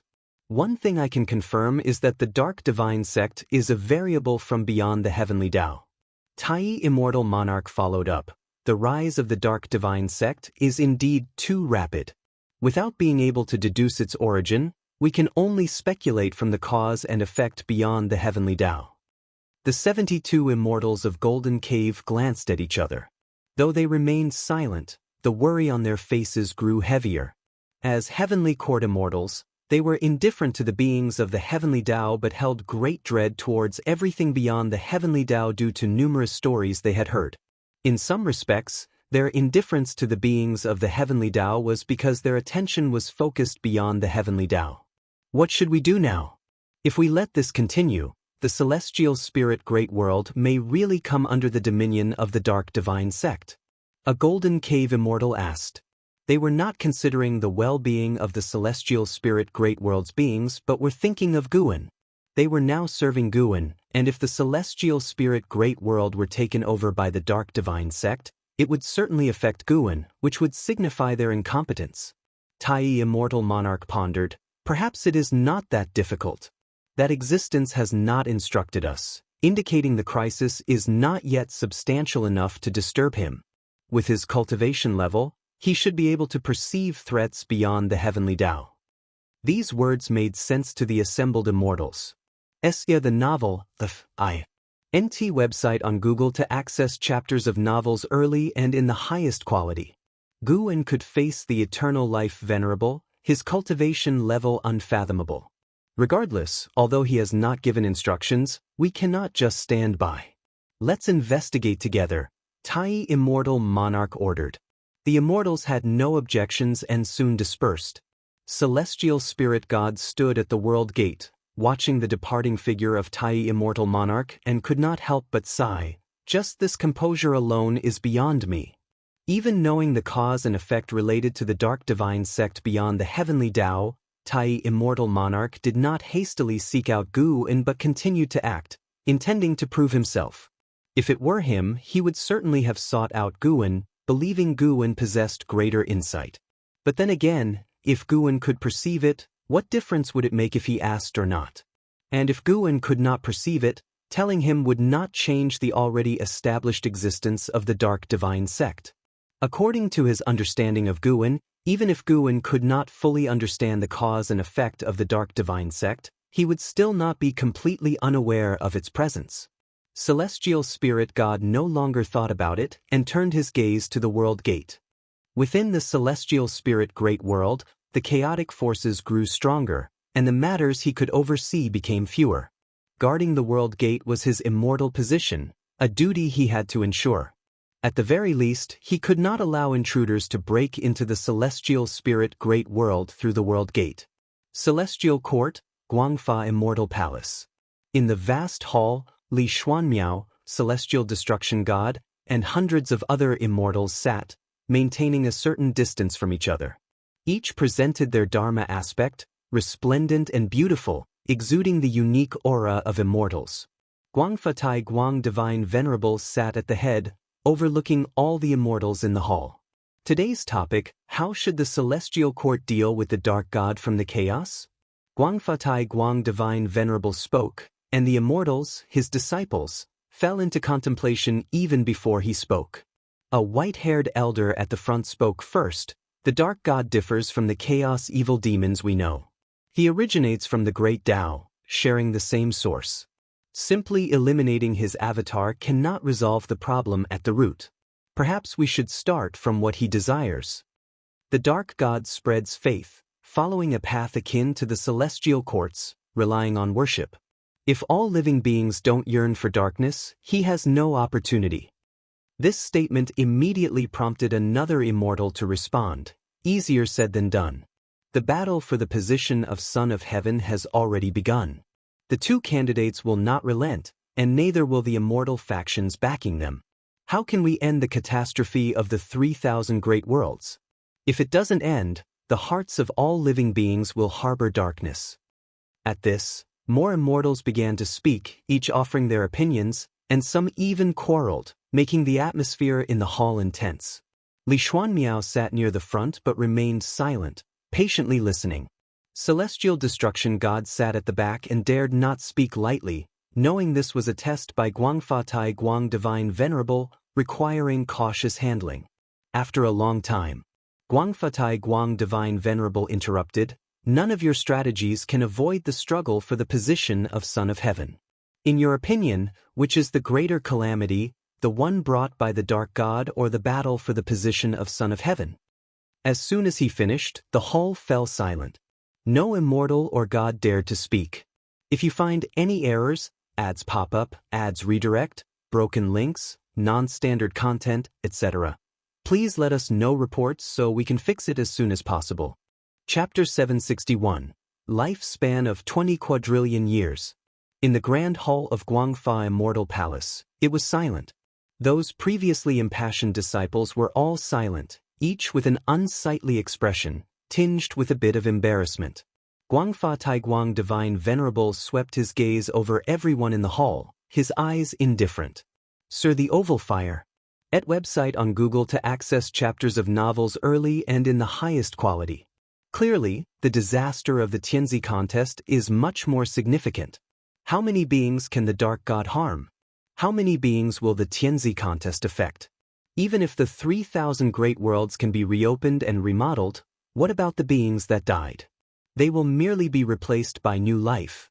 If the Tianzi contest is not resolved soon, other evil gods will continue to emerge. Suddenly, a voice echoed throughout the great hall, catching the attention of the immortal gods. Celestial Destruction God raised his eyebrows, showing a surprised expression, for the speaker was none other than Li Xuanmiao. Li Xuanmiao, a person who had ascended, had the least experience among the immortals present, yet he dared to utter such blasphemous words. Wasn't he afraid that some immortal gods among them were subordinates of the Son of Heaven? While being surprised, Celestial Destruction God also felt a sense of admiration. From a young age he considered his bravery unparalleled in the world, but after arriving at the Celestial Court, he became cautious, gradually losing his sharpness and becoming like those detestable immortal gods, bullying the weak. Li Xuanmiao's comments voiced his thoughts, but he could never say them aloud. Under the gaze of hundreds of immortal gods, Li Xuanmiao was unafraid, staring directly at Guangfa Taiguang Divine Venerable. From this moment, the subject was no longer Guangfa Taiguang Divine Venerable testing the disciples but rather Li Xuanmiao testing Guangfa Taiguang Divine Venerable, at least in Li Xuanmiao's mind. Even if the disaster of the Tianzi contest is greater, how will you change it? In this celestial court, only the Celestial Emperor can alter everything. Seeing the Celestial Emperor is harder than becoming a supreme immortal. Even if you see him, what makes you think you can convince him? Do you think no immortal in the long years has ever suggested the same as you? Guangfa Taiguang Divine Venerable calmly asked while staring at Li Xuanmiao. Li Xuanmiao frowned, and the other immortal gods all let out a sigh of relief. At least Guangfa Taiguang Divine Venerable hadn't lost his mind. Although the two current contenders for the Son of Heaven might not shake Guangfa Taiguang Divine Venerable, once the Tianzi contest ends, that might not be the case. Historically, once the contest concludes, one side always rises, even if their final fate is tragic. In that stage, it isn't impossible for one to have the power to challenge Guangfa Taiguang Divine Venerable. Guangfa Taiguang Divine Venerable said, "Instead of complaining about the Tianzi contest, why not think about how to solve the chaos caused by the Dark God? You know it's much easier to deal with the Dark God than to end the Tianzi contest. You bring up the Tianzi contest because you don't want to address the chaos caused by the Dark God, right?" The immortal gods showed awkward smiles, not daring to refute. Li Xuanmiao calmed down. Although he felt Guangfa Taiguang Divine Venerable made sense, he also thought Guangfa Taiguang Divine Venerable was avoiding the issue. While they thought about how to deal with the Dark God, would great powers like Guangfa Taiguang Divine Venerable consider how to solve the Tianzi contest? He didn't receive an answer, And Guangfa Taiguang Divine Venerable didn't continue on that topic but instead began discussing the great Tao origins of the Dark God. Using this topic, he continued preaching, deeply immersing the disciples in Tao intent, gradually making them forget their troubles. Guangfa Taiguang Divine Venerable looked at Li Xuanmiao. Li Xuanmiao had already closed his eyes, and Guangfa Taiguang Divine Venerable's gaze was full of appreciation and worry. Disciple, the waters in this celestial court are much deeper than you think. Your arrogance can help you soar higher or cause you to fall harder. Guangfa Taiguang Divine Venerable raised his eyes and looked outside the hall at the celestial vault, his expression turning worried. He sighed in his heart, "Dark God, are you coming back?" 150,000 years later. Although the human world was still embroiled in conflict, the sky remained blue.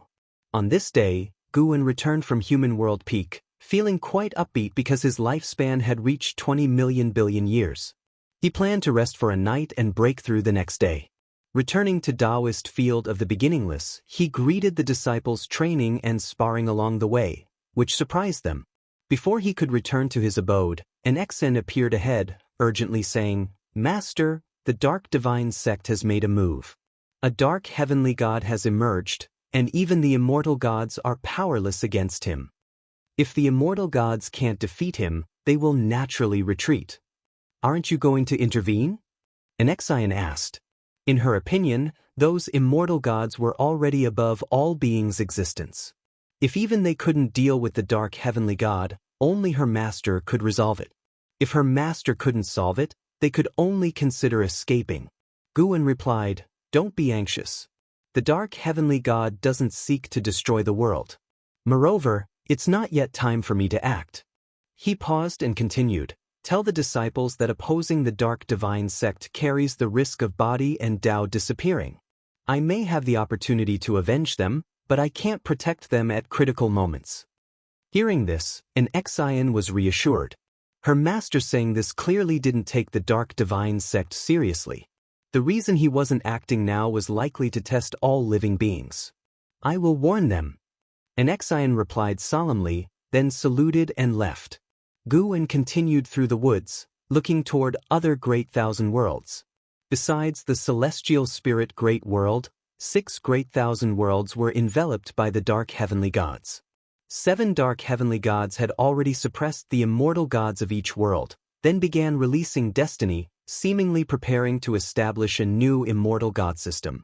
The dark god watched quietly from the great Tao. This dark god had a Tao extreme Daoyuo Immortal's cultivation level, posing no threat to Guwen Gu and was waiting for the opportunity to permanently eliminate him. Moreover, the deep crimson mist approaching the celestial Tao destiny had not stopped. Guwen couldn't tell if the dark god was related to the crimson mist. From cause and effect, there was no connection yet, but they both entered the celestial Tao range around the same time. Even if there was no direct connection, they were likely related. "Dark God, why do you feel so similar to the heavenly court immortals, especially in the structure of destiny?" Guwen murmured as he walked. Sitting by the tree in meditation, Duanli opened his eyes upon hearing Guwen's voice.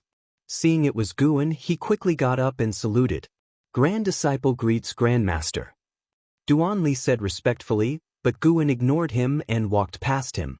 Watching Guwen's back, Duanli hesitated for a moment before gritting his teeth and following, asking, "Grandmaster, I have questions about the destiny-defying divine skill. No one in the dojo practices this skill, so I can only ask you." Guwen stopped. This made Duanli even more nervous. Looking back at Duanli, Guwen said, "The destiny-defying divine skill is mainly about passing on the skill to others. Perhaps you could try passing it on once. It might bring you a surprise. If you find any errors, ads pop up, ads redirect, broken links, non-standard content, etc., please let us know reports so we can fix it as soon as possible." Chapter 762, Primordial Chaos, Outer Heaven. In the long years, all of Guwen's hobbies would be transformed with his Tao intent, and the destiny-defying divine skill was no exception. After being modified by this Xianxia primordial immortal, this skill had already transcended the mundane. Looking at the entire celestial spirit great world, no cultivation technique could compare to the creation of this skill. The destiny-defying divine skill was originally designed to serve others, but through Gu Annis modifications, incorporating cause and effect and the path of chi fortune, it could transfer power to the successor, gaining the blessing of nature's spiritual energy and the power of cause and effect, absorbing spiritual energy to achieve greater power in a short time. It was applicable both within the heavens and within the scope of the Great Tao. Overall, the destiny-defying divine skill was not considered a speed-up type of cultivation technique because the transferred power had to be cultivated by oneself, and the power gained after transmission would be calculated separately and could not be passed on to others. Although it was not a speed-up technique, it could constantly raise a cultivator's upper limit, or rather, transcend the limit. For cultivators with mediocre talent and not outstanding comprehension, the destiny-defying divine skill was a very good path to ascension. Now the spiritual talent of the beings on the nine-spirit continent was very high, but that was only within the celestial spirit great world. On the level of the Tao, it was nothing remarkable. Duan Li's talent allowed him to achieve the Tao fruit realm smoothly, but it was almost impossible for him to reach the golden immortal realm. The destiny-defying divine skill was tailored by Guan for him, and the reason for treating him this way was that Guan had waited for him for many years, involving a cause and effect, an old acquaintance. Surprise! Duan Li watched Guan leave, pondering his words in his mouth. He believed the ancestral master would not deceive him, but whom should he pass on the power to? Should I also take on disciples? Duan Li thought silently, but then he felt he couldn't act recklessly, passing on the power randomly just to become stronger. The person who could inherit his mana had to be someone with both moral integrity and quality. This required careful consideration. Coincidentally, he could set an example for all living beings on behalf of Wuxia. Even if the talent was insufficient, good deeds would always bring good fortune. Duan Li's thoughts were suddenly activated, his eyes became bright, and the more he thought, the more excited he became. He felt a sense of finding the meaning of his life's value. The Wuxia disciples harbored no grudges, cultivating for themselves, without contests for power and profit within the dojo, allowing the disciples more time to contemplate the meaning of their cultivation. Mere strength improvement no longer satisfied the Wuxia disciples. They had greater ideals. Protecting all living beings was too vast and empty. This world was so immensely vast that it didn't need their protection yet. What they had to think about was what they could do for this world. Duan Li's thoughts were not enough to gratify Guan. He helped Duan Li not because he hoped Duan Li would become great or accomplished. Compared to Duan Li's thoughts, Guan was now fully focused on breakthrough. He was considering whether to first enhance a Taoist technique for the upcoming breakthrough. So far, he felt that his cultivation technique and divine skills were sufficient. For instance, the myriad Tao extinction skill remained inexhaustibly useful to him as the Xianxia primordial immortal realm's perfection, bringing him new insights from time to time. The last time he broke through, he even advanced his physique in advance. He felt his physical aspects were not lacking.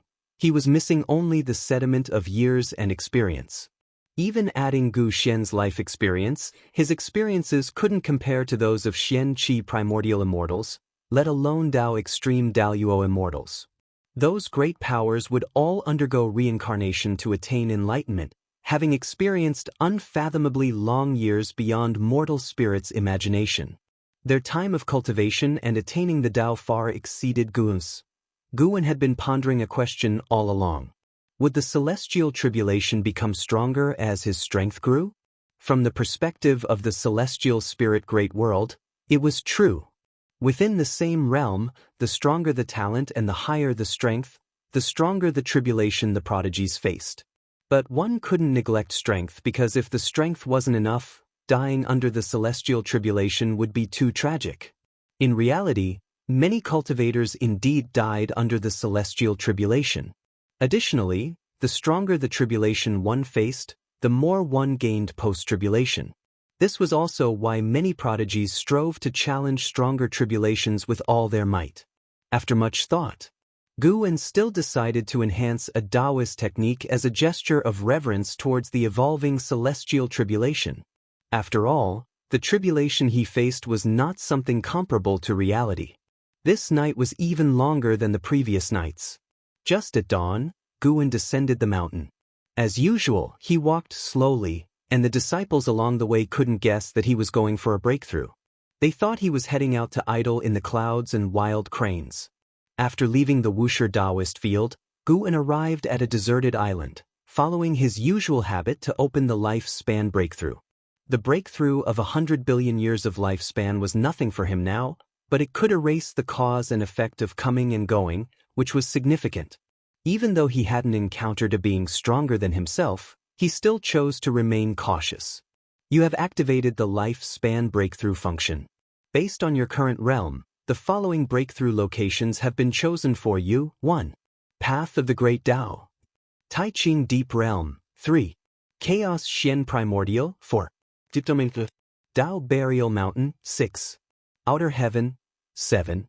Boundless Yin Yang Inverted Realm. 8. Final and 9. Myriad Tao Divine Source. Many new place names appeared again. That meant these places could nurture existences surpassing the Xianxia primordial immortal. Guan couldn't help but marvel at the profundity of the Path of the Great Tao. No matter which realm he reached, the Path of the Great Tao was still a place he could break through. The newly appeared place names were all full of allure. Chaos Xian Primordial must be a chaotic region outside the heavenly Tao, but the specifics were unclear. Tao Burial Mountain, where Tao is buried. Outer Heaven, this name was too domineering, making one want to see it. Myriad Tao Divine Source was profound. Its mystery couldn't be discerned for the moment. Guan was also greatly interested in the previously appeared Boundless Yin Yang Inverted Realm and Final End, which made him a bit perplexed. Where would be the best place to break through? After much thought, he felt he could go to Chaos Xian Primordial. At least this place could be pinpointed outside the heavenly Tao scope. Moreover, if he made some noise, it might even distract that deep crimson mist, buying more years for the beings of the heavenly Tao. Guan made the decision immediately. Teleporting to Chaos Xian Primordial will cost 10 billion years of lifespan. Do you wish to continue? Continue. At the thought, the long-lost dizziness struck. Even though his realm was already very high, he still felt this discomfort, which made him have even greater reverence for the lifespan ability. Before he could see the root of his ability, he could never call himself invincible. He grew stronger through the evolution of the lifespan. He wouldn't worry too much about its source since it was meaningless. After all, he gained strength through it. What he needed to do was to take it as a goal and motivate himself further. After a while, Guan felt he could open his eyes. The moment he opened them, he immediately activated the lifespan barrier. An invisible lifespan barrier quickly spread out, making his heart instantly calm. Sar the Nelfer. Net website on Google to access chapters of novels early and in the highest quality. If you find any errors, ads pop up, ads redirect, broken links, non-standard content, etc., please let us know reports so we can fix it as soon as possible. Chapter 763. Tremendous changes in heaven and earth. Guan's eyes reflected the brilliant chaos of the starry sky. Though he often peered into chaos, the sights here in the Tai Chu chaos still stunned him. He stood atop a cloud of stars. Ahead of him the multicolored sky spread out, with the 3,000 great Tao transforming into rivers that surged forth, each sparkling with countless stars, as if containing fragments of the starry sky, beautiful and mesmerizing, mysterious and mystical. Here, the cosmos was vast beyond measure, larger than the starry sky anywhere else. The depths of chaos exceeded his expectations in beauty, even surpassing the heavenly Tao universe. The Tao spiritual qi here was superior, making it an ideal place for high-realm cultivators to seek enlightenment. The 3,000 great Tao here differed from those in the heavenly Tao universe.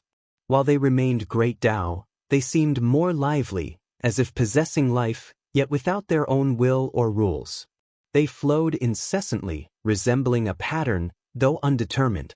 Guan gazed into the distance, faintly perceiving the direction of celestial Tao destiny, far, far away. He couldn't discern everything within the heavenly Tao from here. He could view it through his incarnation, but that was another perspective. What he did see was a deep red fog, equally distant.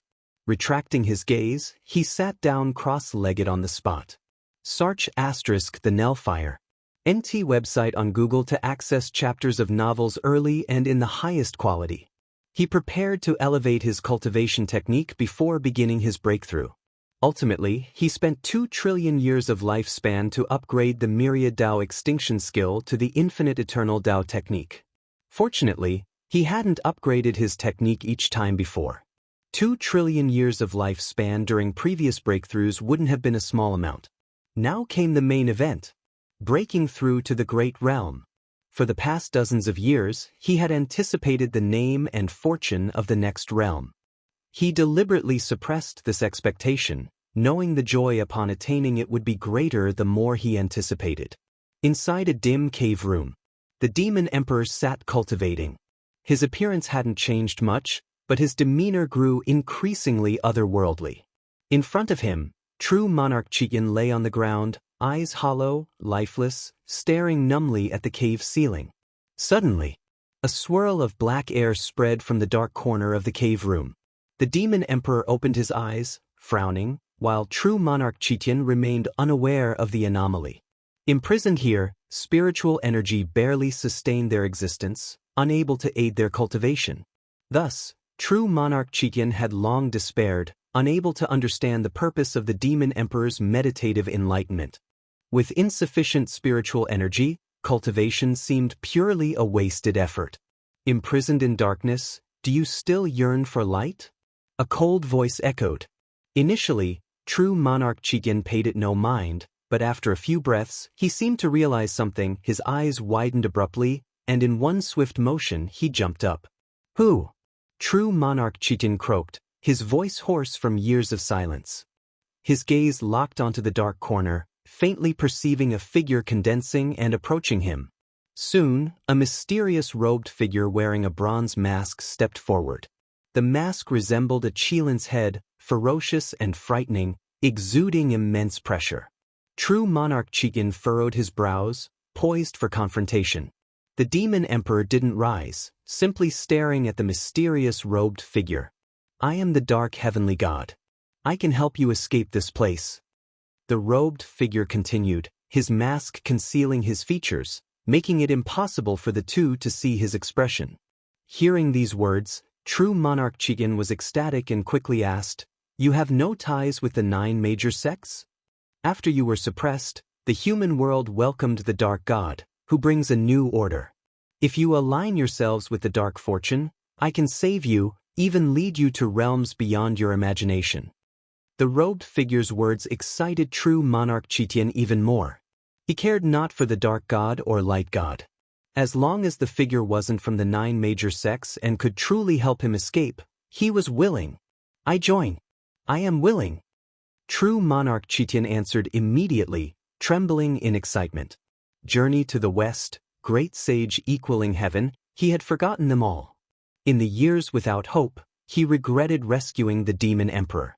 The Demon Emperor hadn't done him any favors, he merely admired the legends he heard in his youth. The robed figure then asked, And what about you? True monarch Qian urged, Demon Emperor, quickly agree. If we preserve our lives, we'll find opportunities for vengeance. Being trapped here, you'll never have a chance for revenge. Having lost freedom, they recognized its value. Even if not absolute freedom, the ability to roam the heavens and earth was cherished. The Demon Emperor didn't react with joy or excitement like true monarch Qian. He gazed at the robed figure expressionlessly and said, If what you say is true, the 9 major sects will eventually be annihilated by the dark god. We can escape then as well. If you possess the power to destroy the 9 major sects, why sneak in? Realizing the truth, true monarch Qian felt uneasy. The robed figure, under their scrutiny, didn't respond. The Demon Emperor continued, You immortals and gods undoubtedly want not just dominance through force but the hearts of all living beings. Even conquering the hearts within the 9 major sects is your aim. If we and the 9 major sects become followers of the dark god, how would you manage our grievances? True monarch Qian's elation quickly dissipated, his expression changing dramatically. A new system will naturally arise. If you have good comprehension, you will escape this great thousand world. The robed figure's answer did not satisfy the demon emperor. You, true monarch, Qitian began. Suddenly, the robed figure dissolved into black mist, which swiftly retreated to the corner, as if it had never appeared, leaving an illusion of the past moments. True monarch Qitian, eyes wide, called out for the dark heavenly god, but received no response. Damn, liar, accursed liar. True monarch Qitian raged, his roars resounding. The demon emperor frowned, believing the figure didn't flee due to exposed lies but because something had happened outside. Dark god. The demon emperor murmured, feeling a pang of sorrow. He had been suppressed for too long. Despite convincing himself, the shifting heavens terrified him. He feared upon escaping one day, the world structure would have radically altered, returning him to the plight before his transformation. Simultaneously, before the world gate, celestial spirit god, Tai immortal monarch, Emperor Tianhong, and 72 immortals of Jin Dong gathered, watching the frenzied surge of dark fortune enshrouding the celestial spirit great world, all feeling vigilant. They saw the dark heavenly god fly towards the upper cosmos, stopping only in the void devoid of spiritual energy. The dark heavenly god gazed upwards, his intentions unclear. If you find any errors, ads pop up, ads redirect, broken links, non-standard content, etc., please let us know reports so we can fix it as soon as possible. Chapter 764. Breakthrough to the mixed element profound venerable immortal, what's wrong with him? The celestial spirit god gazed at the mysterious black-robed figure of the dark heavenly god, frowning as he asked. The other's posture seemed to be waiting for someone, which made him uneasy. One dark heavenly god already gave them a headache. If a few more appeared, how could they possibly withstand it? The other immortal gods did not answer him, equally perplexed by the situation.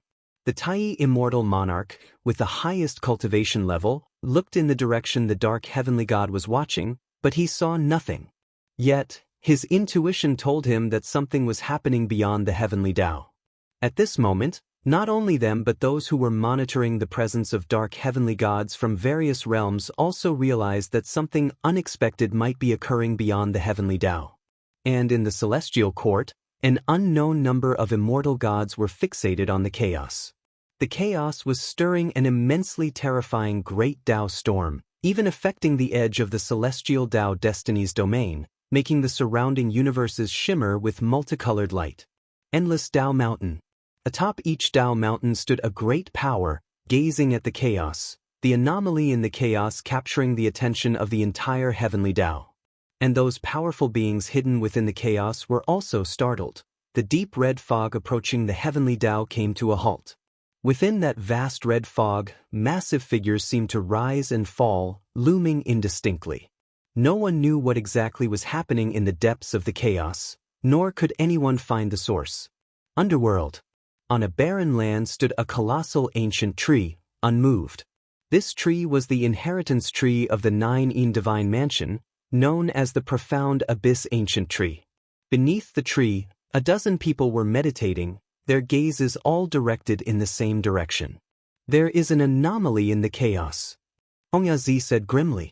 Having roamed the great Tao for so many years, he knew how terrifying the threat of the chaos could be.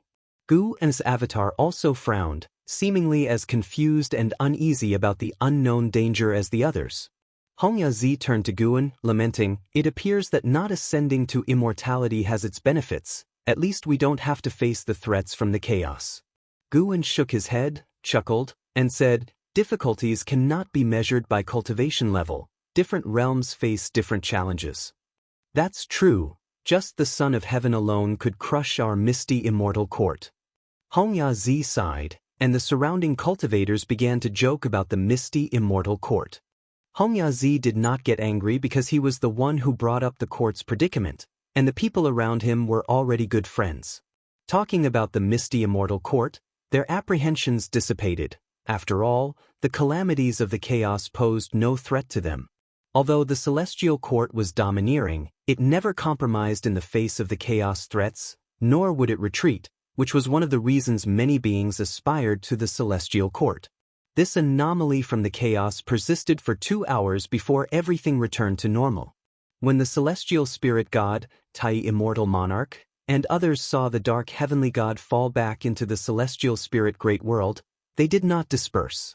Instead, they continued to wait, in case more dark heavenly gods descended. In an unknown corner, Guan landed on a small island. Sunlight poured down, illuminating him, his body seemingly draped in resplendent radiance. He looked down at his body, expressionless, then pulled up his attribute panel to check. Name, Guan, lifespan, 13, 060, 997/109, 822, 321, 049, 227, physique, primordial infinite creation Tao body, cultivation level, primordial profound venerable immortal realm midstage, primordial profound venerable immortal. This realm surpassed the Xianxia primordial immortal. From achieving perfection in the Xianxia primordial immortal realm to reaching the midstage of the primordial profound venerable immortal realm, he expended 1.9 trillion years of lifespan, now left with only 109 trillion years. See the novel, Net website on Google to access chapters of novels early and in the highest quality. The results were remarkable. Guan now felt that the mana within his body was about to explode. If he wished, he could turn the 3,000 great worlds to dust in an instant. He could even disrupt the destiny of the heavenly Tao. This realm was incredibly powerful. Profound wisdom. What they spoke of as profound seemed to represent a power surpassing the primordial. Guan's primordial Tao fruit had already metamorphosed, beyond being measurable by mana. The primordial profound venerable immortal was terrifying. Even just the upheaval caused by breaking through was enough to throw the chaos into disorder, even attracting the attention of the heavenly Tao. During his breakthrough, Guan sensed many Xianxia primordial immortals spying on him, with several auras coming from the celestial court. After successfully breaking through, Guan could encompass the entire heavenly Tao within his gaze. To all living beings, the boundless heavenly Tao appeared so trivial and insignificant to him now. The extreme power gave birth to an uncontrollable sense of supremacy within him, the so-called venerable immortal, sovereign over all things, standing above all immortals. Guan sat down to meditate, facing the sea, as the sea breeze blew his black hair. His gaze fell upon the celestial vault, traversing countless universes to lock onto that deep red fog. The deep red fog approaching the heavenly Tao was no longer mysterious to him. He suddenly felt an urge to unleash his might and fully assert his newfound pride. He decided to meditate for a few days and then venture into the deep red fog. After reaching the primordial profound venerable realm, the celestial court could no longer pressure Guan. Even the ethereal celestial emperor might be stronger than him, or some celestial Tao venerables might have reached such a realm, but he was not afraid.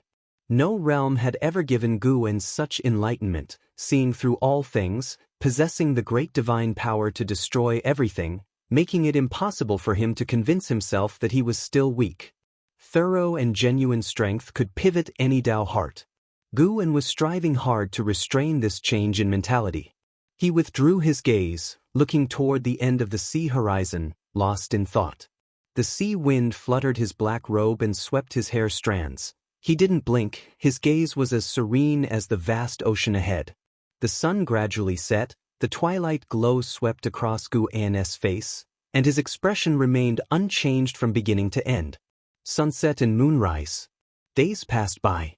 Gradually, silver lines appeared on Guan's left shoulder, intertwining and ultimately forming a white bird resembling an eagle. This bird had long feathers at the end of its tail. The feathers on the top of its head extended backward, displaying a faint multicolored hue. This white bird's pupils were gold and red. Although its size was not considerable, its figure appeared majestic, like a divine bird reborn into the world. This bird was the profound venerable spirit that Guan had condensed. It was a great divine power created by this realm, equivalent to an avatar.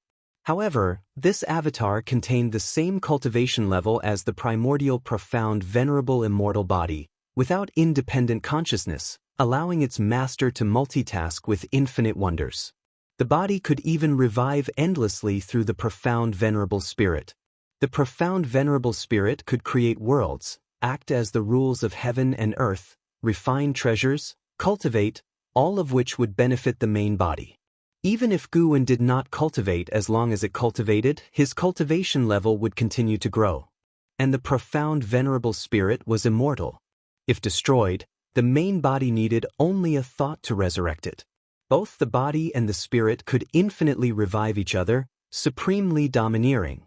This truly paved the path to immortality. This made Guwen think of the Zongtian of the heavenly Tao.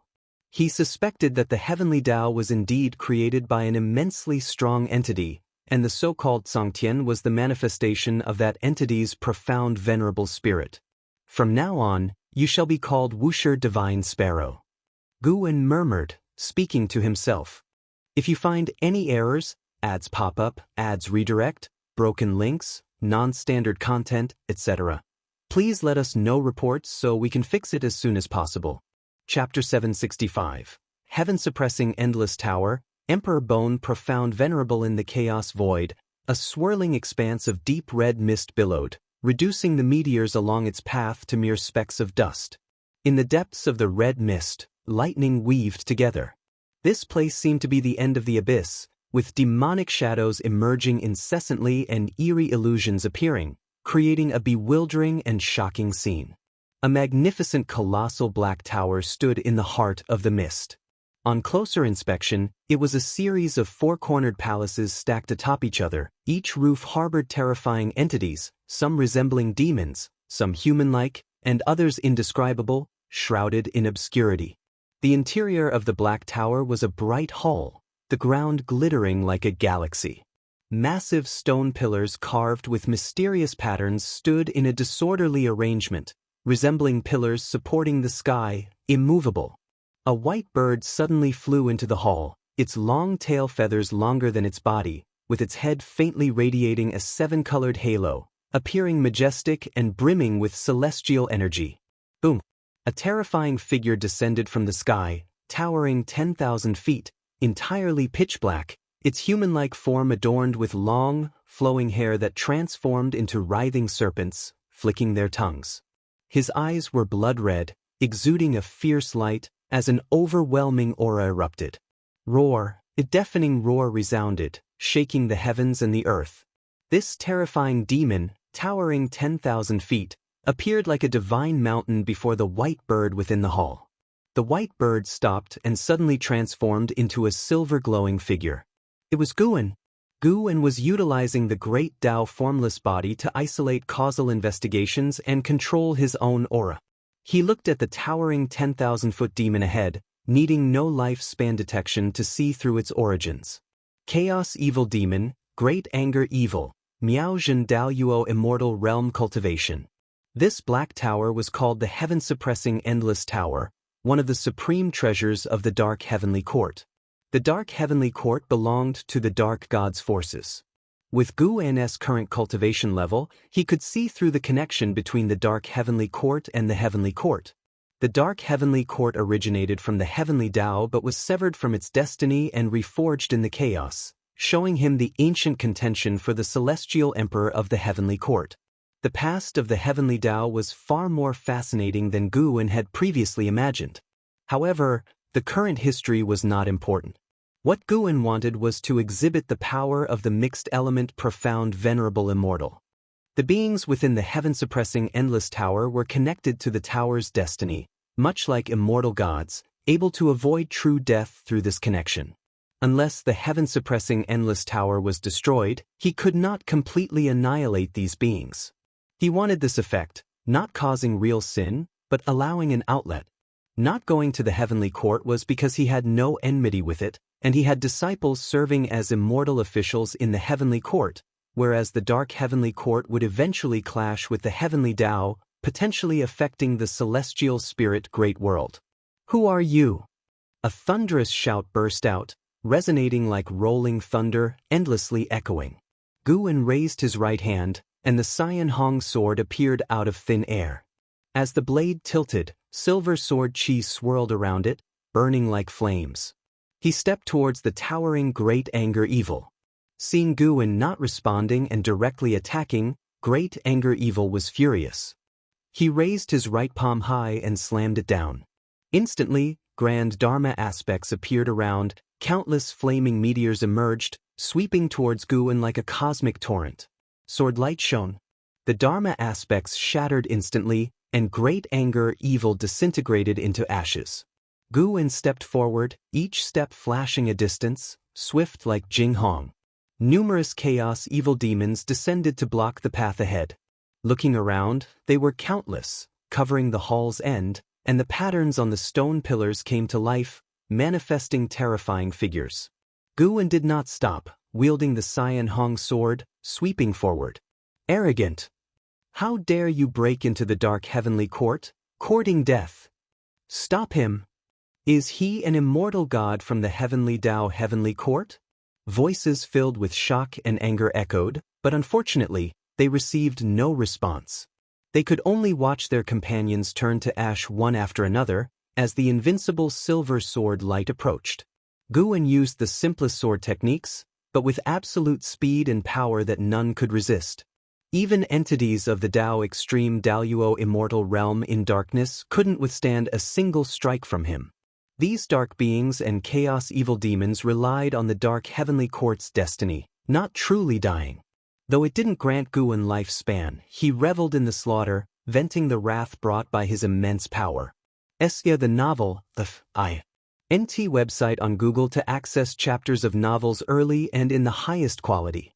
The heaven-suppressing endless tower, true to its name, possessed seemingly endless levels.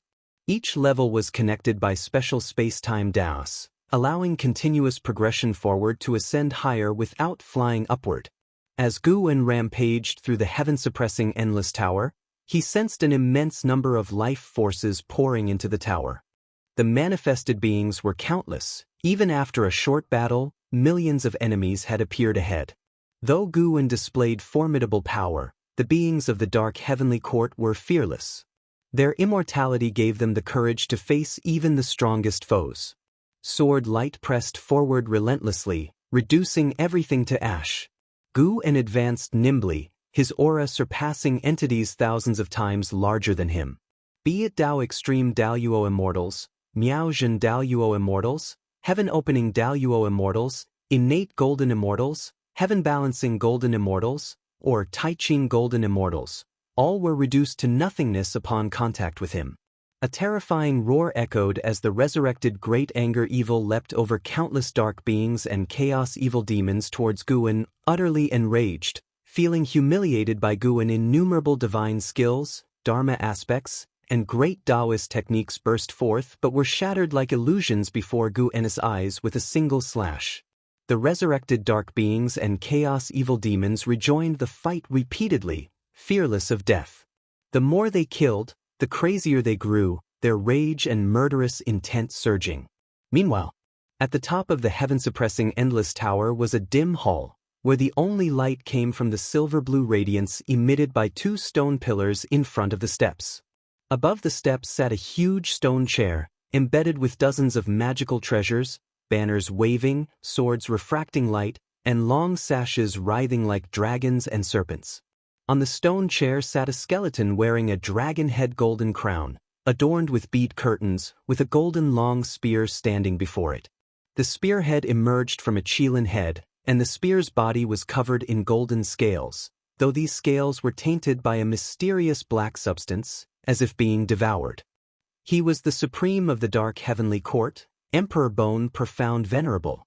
Suddenly, a pair of cold eyes opened beneath the eye sockets of Emperor Bone Profound Venerable's skull, like an ancient fiend awakening from countless years of slumber, bringing boundless killing intent, enough to sweep across the all heavens and myriad realms. How many years has it been, finally, someone dares to intrude into my heaven-suppressing endless tower, wishing to shake the dark heavenly court with their own strength? Junior, you are too arrogant. An ancient and majestic voice echoed through the dim hall. As the words fell, the darkness seemed to stir with a dance of demons, making the hall suddenly lively. If you find any errors, ads pop up, ads redirect, broken links, non-standard content, etc., Please let us know reports so we can fix it as soon as possible. Chapter 766, Reminiscence of Demonslaying. The voice of the Emperor Bone Profound Venerable passed through layers of palaces, falling into Gu-en's ears, and also reached the dark creatures and chaotic demons pushing forward in waves. Their morale surged, and their roars became even more clamorous. Gu-en remained unmoved, continuing to kill his way forward. The person shining with silver light all over appeared filled with killing intent, but in fact he had already closed his eyes. With every swing of his sword, old memories emerged. In his youth, beside the medicine garden, Zhang Chuanxiu taught him and Meng Lang swordsmanship. Though it was a very ordinary swordsmanship, he and Meng Lang practiced it earnestly. The scene shifted, and he found himself in the forest, receiving sword guidance from Liya. The wind blew, and the scene in the forest suddenly changed to a memory of him instructing Su Han. Flashes of the past continually appeared in Gu-en's mind, his sword growing faster, as if he wanted to sever the past. Crush! The ground of the palace ahead suddenly shattered. A giant dragon head as large as a mountain burst out, swallowing towards Gu-en. Along the way, many dark creatures and chaotic demons were swallowed by it. A flash of sword light. The dragon head shattered, and Gu-en transformed into a silver sword light, sweeping through the enemy ranks, killing his way into the 1,000-strong army. Wherever he went, no immortal or demon could stand in his way. The road ahead had no end. No matter how far he killed, he couldn't see the palace walls. As time passed, enemies also appeared behind and on both sides of Gu-en. He seemed to be in a vast black ocean, raising a magnificent straight line of seawater, vowing to split this ocean in half.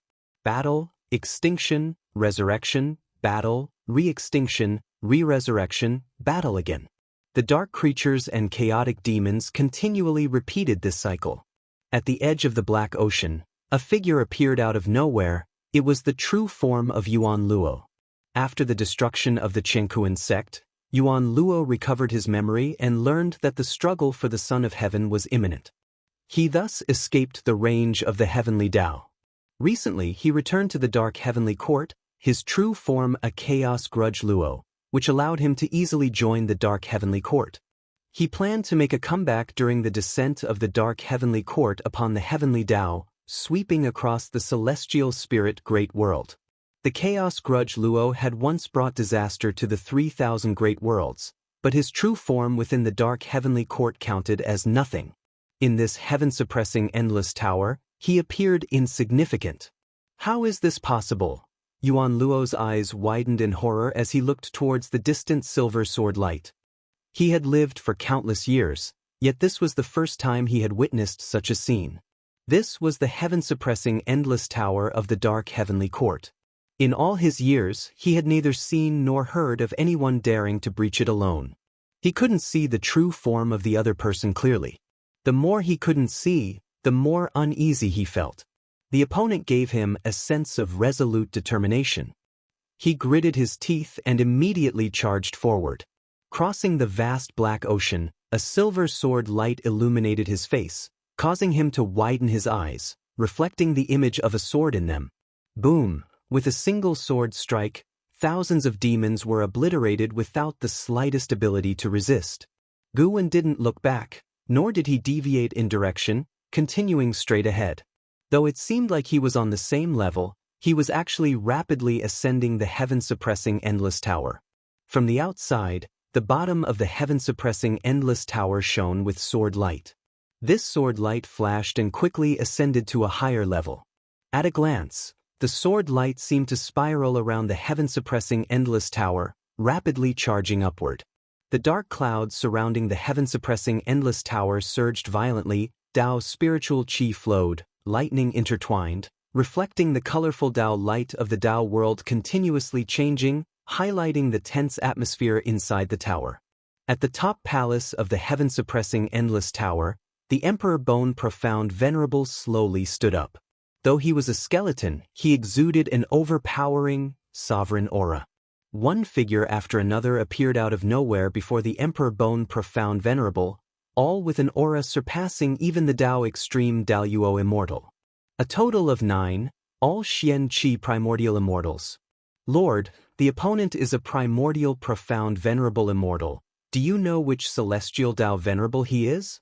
Among the celestial Tao venerables who could be primordial, profound, venerable immortals, there are only a few, no need to guess. Anyway, they are already our enemies. Could the opponent be coming because of the recent chaos anomalies? Search * the Novire. Net website on Google to access chapters of novels early and in the highest quality. Possible, the Celestial Court might think that we caused the anomalies. In my opinion, the Celestial Court may want to take advantage while we are unprepared. The 9 Xianxia primordial immortals discussed, their tones full of hostility towards the Celestial Court. The Emperor Bone Profound Venerable calmly said, if it were those few celestial Tao venerables, they wouldn't hide their true form. Moreover, there is no celestial Tao destiny on this person, he only comes from the heavenly Tao. Upon hearing this, the 9 Xianxia primordial immortals quieted down, each lost in thought. Just then, the dim palace began to tremble slightly, signaling that Guwen was getting closer. Let's go, we should also meet him and try to force out his divine skills. A Xianxia primordial immortal spoke, his figure burly, with 3 heads and 6 arms, a pair of massive wings on his back that covered the sky when spread. As his voice fell, all 9 Xianxia primordial immortals disappeared on the spot along with him. The Emperor Bone Profound Venerable stood before his throne, watching quietly, the eyes within his eye sockets growing colder, reflecting Guwen's invincible figure. The support speed of the Xianxia primordial immortals was extremely fast. In almost an instant, the 9 Xianxia primordial immortals appeared above Guwen's head. They formed a formation with such speed that other dark creatures and chaotic demons had no time to react. A black light pillar entwined with lightning descended from the sky, crushing Guwen. As soon as the black light pillar engulfed Guwen, he slashed out with a sword, unaffected in speed. Instead, the 9 Xianxia primordial immortals were hurled away, showing expressions of disbelief. They knew they were no match for a primordial, profound, venerable immortal, but for the opponent to cut through their combined formation with just a casual sword strike, without even using divine skills, was too absurd. Audacious! A Xianxia primordial immortal descended from the sky, crushing hundreds of chaotic demons, wielding a black blade.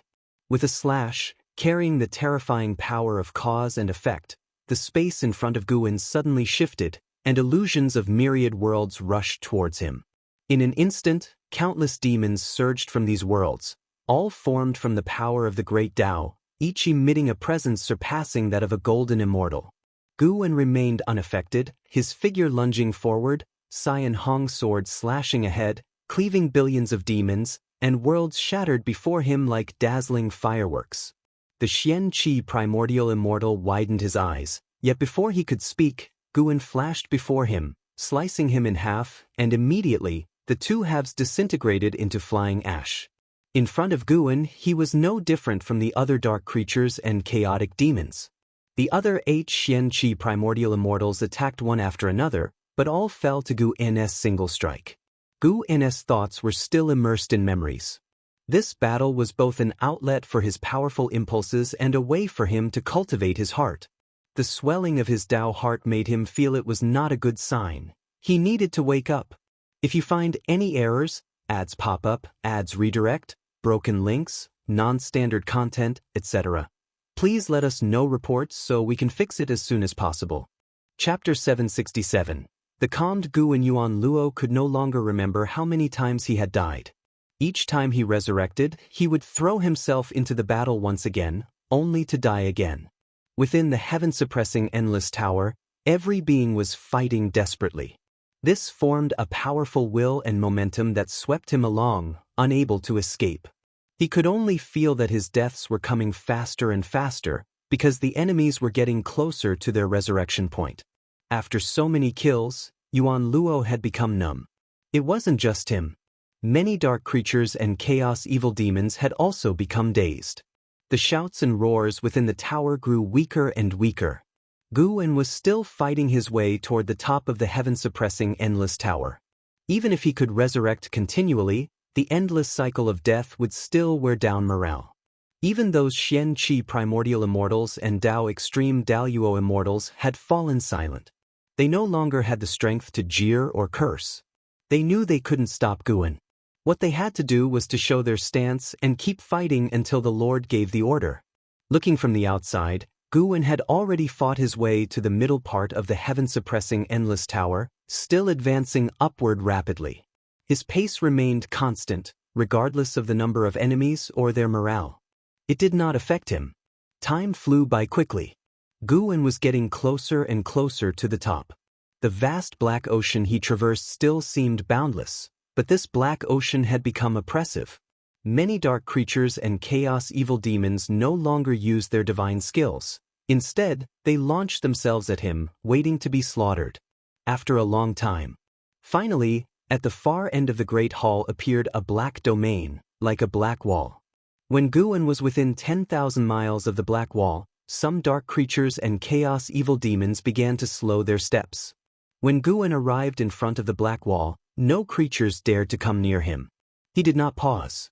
With a single strike, he shattered the black wall. See Tich Novel Fire.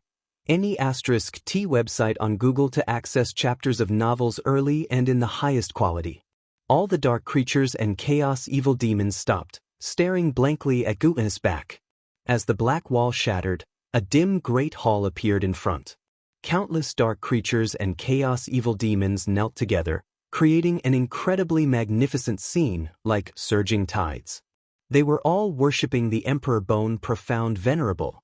At the end of the dim great hall, the Emperor Bone Profound Venerable stood on the steps, coldly staring at Guan.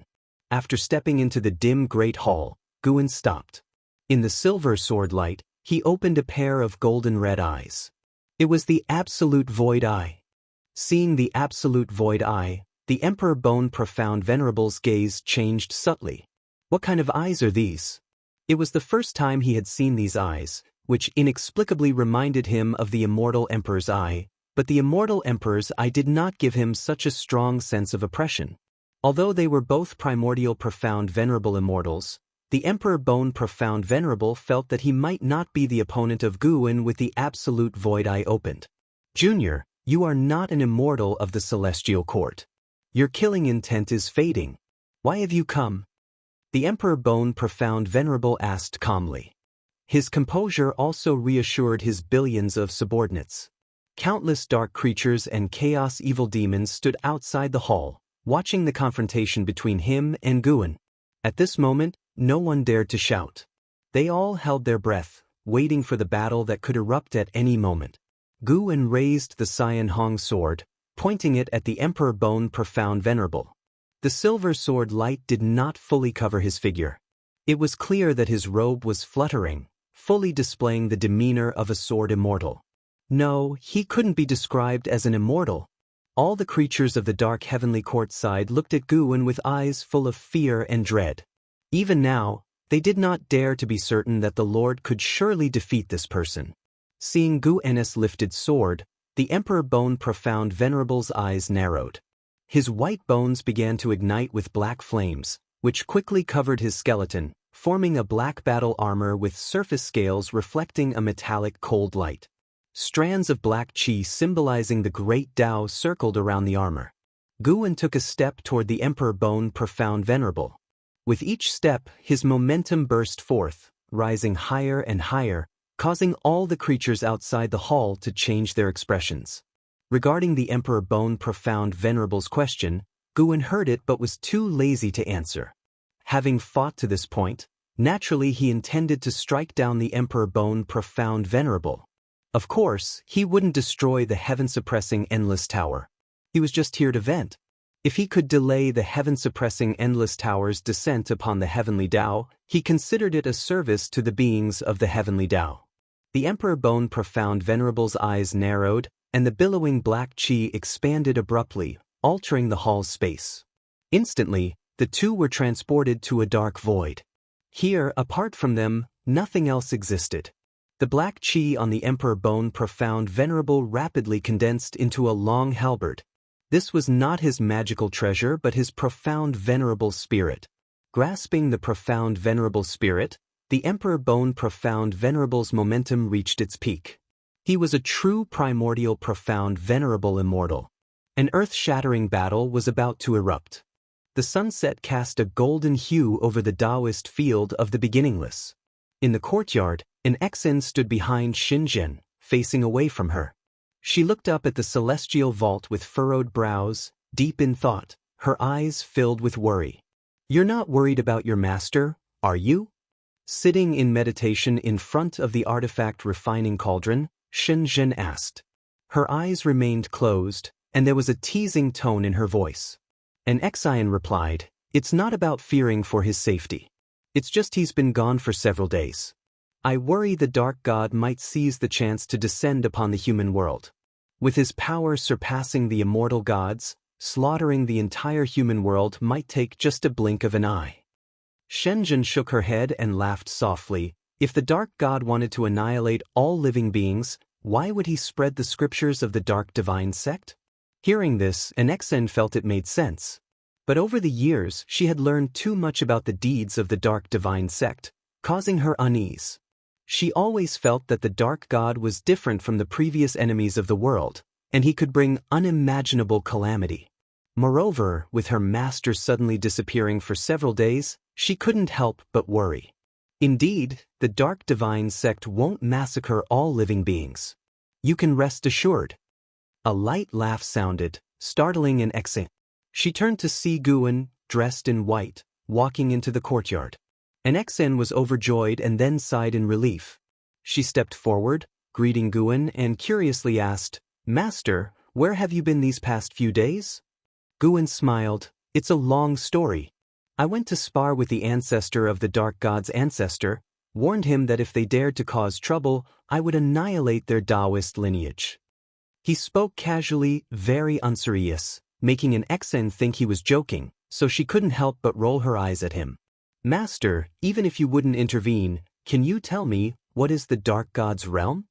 An Exian asked curiously. The Dark Heavenly God was already more powerful than the immortal gods. How strong must the Dark God, who surpassed the Dark Heavenly God, be? Guan replied, "Many realms higher than the celestial spirit god. Not to mention their celestial spirit great world. Even in the 3,000 great worlds, there aren't many who can match him." As he spoke, he reminisced about the battle with the Emperor Bone Profound Venerable. After sparring with other primordial profound venerable immortals, his inflated Tao heart finally stabilized.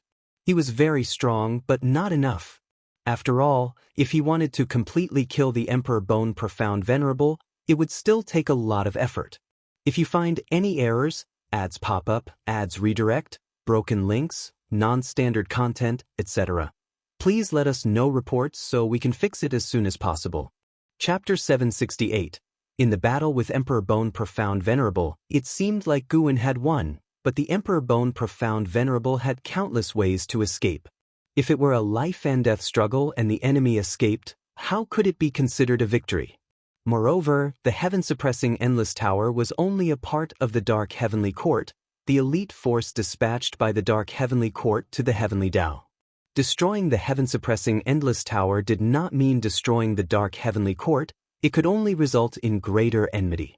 Recalling the previous battle, Guan grew increasingly vigilant. He realized he had been too careless. Relying on the great Tao formless body and his own strength, he had rashly infiltrated the enemy's stronghold.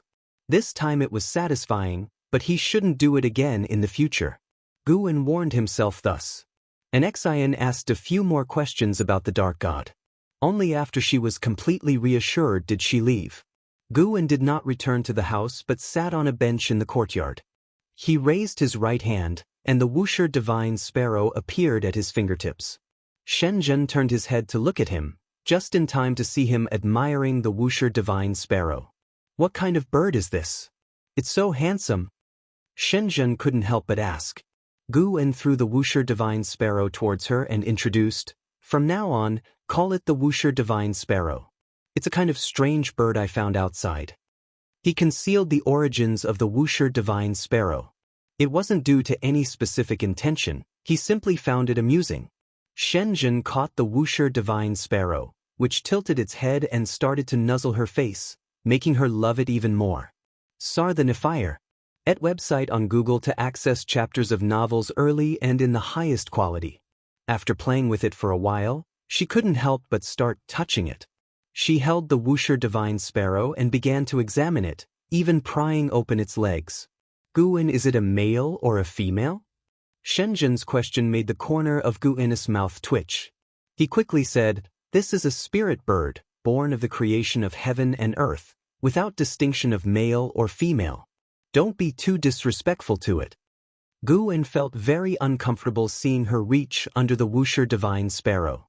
"Spirit bird," Shenzhen responded, continuing to fiddle with the Wuxia divine sparrow. As night gradually fell, the Taoist field of the beginningless remained calm, and the nine-spirit continent looked the same as always, with spots of starlight appearing under the night sky. Those were the lights of human settlements within the cities, and the majestic world gate stood unmoving, as if aiming to pierce the outer heaven. Compared to it, all things seemed insignificant. The nine-spirit continent, and indeed the entire world, seemed very peaceful that night. No one knew that the world's mightiest being had just ascended to a higher level, gaining the power to overturn everything. In the chaos void, deep red fog was surging, and the heaven-suppressing endless tower inside showed no signs of change. In the dim palace at the top, the Emperor Bone Profound Venerable sat on the throne as a skeleton, eyes icy cold. 9 Xianxia primordial immortals stood in a row, their faces extremely grim. Although Guan had left, the scenes of the previous battle constantly replayed in their minds, weighing heavily on their hearts. Their greatest pride was shattered by the Lord's humiliating defeat, leaving them disoriented. Was this journey to the heavenly Tao truly destined for success? Would it be a one-way trip with no return? The Emperor Bone Profound Venerable was equally disturbed, his mind occupied by Guan's piercing eyes. Shrouded by those eyes, all of the Emperor Bone Profound Venerable's divine skills seemed insignificant. It had been a complete and utter defeat, with no chance of victory. Was it an illusion, or did the opponent truly have the power to annihilate him? Moreover, could his opponent possibly extinguish the dark fortune of the dark heavenly court? This thought made him increasingly uneasy. The palace was utterly silent, oppressively so. For a long time, one of the Xianxia primordial immortals could not help but ask, "Lord, do we still proceed to the heavenly Tao?" The Emperor Bone Profound Venerable replied, "The other party should have no connection with the celestial court. Our hatred with the celestial court is irreconcilable, and he couldn't have shown mercy. Perhaps he came because of other matters, possibly due to some dark heavenly god offending him. In any case, the journey to the heavenly Tao cannot be halted, but we can slow our pace. I will discuss this with His Majesty." Hearing this, the Xianxia primordial immortals all breathed a sigh of relief. Though they were immortal, they felt genuinely threatened by Guan. They didn't want to gamble with their lives. A more cautious approach was naturally preferable. "You all should go and rest for now," the Emperor Bone Profound Venerable ordered, and the 9 Xianxia primordial immortals immediately saluted and then vanished from sight. After they left, the Emperor Bone Profound Venerable coughed a few times, raised a skeletal hand to clutch his chest, and muttered to himself, "What kind of palm technique is that, so domineering?" No one could answer him, and he didn't want to know the answer. After a while, he too disappeared from the throne. The battle between Guan and Emperor Bone Profound Venerable did not affect the destiny of the Great Thousand World, as the heaven-suppressing Endless Tower had not yet dissipated. The Dark God immediately stood within the void of the Great Tao, overlooking the celestial spirit Great World, while other dark heavenly gods in the Great Thousand World continued to preach and enlighten immortals. Not to mention other Great Thousand Worlds, the number of dark beings in the celestial spirit Great World continued to increase, all tainted by the dark fortune. The dark divine sect's influence was growing steadily. 3,000 years later, the dark divine sect had become a formidable major sect in the human world, with a dark being count exceeding 10 million, evolving into a colossal force. The various sects of the world began to put aside their grudges to unite against the dark divine sect. Wuxia disciples also emerged to save those suffering beings. Once infused with the dark heavenly court's fortune, beings would become violent, and their inner desires would be infinitely magnified. Hence, dark beings committed countless atrocities, and the dark heavenly gods did not see this as a bad thing. Prolonged savagery would plunge the human world into despair, and in the depths of despair, it was easier to fall into darkness.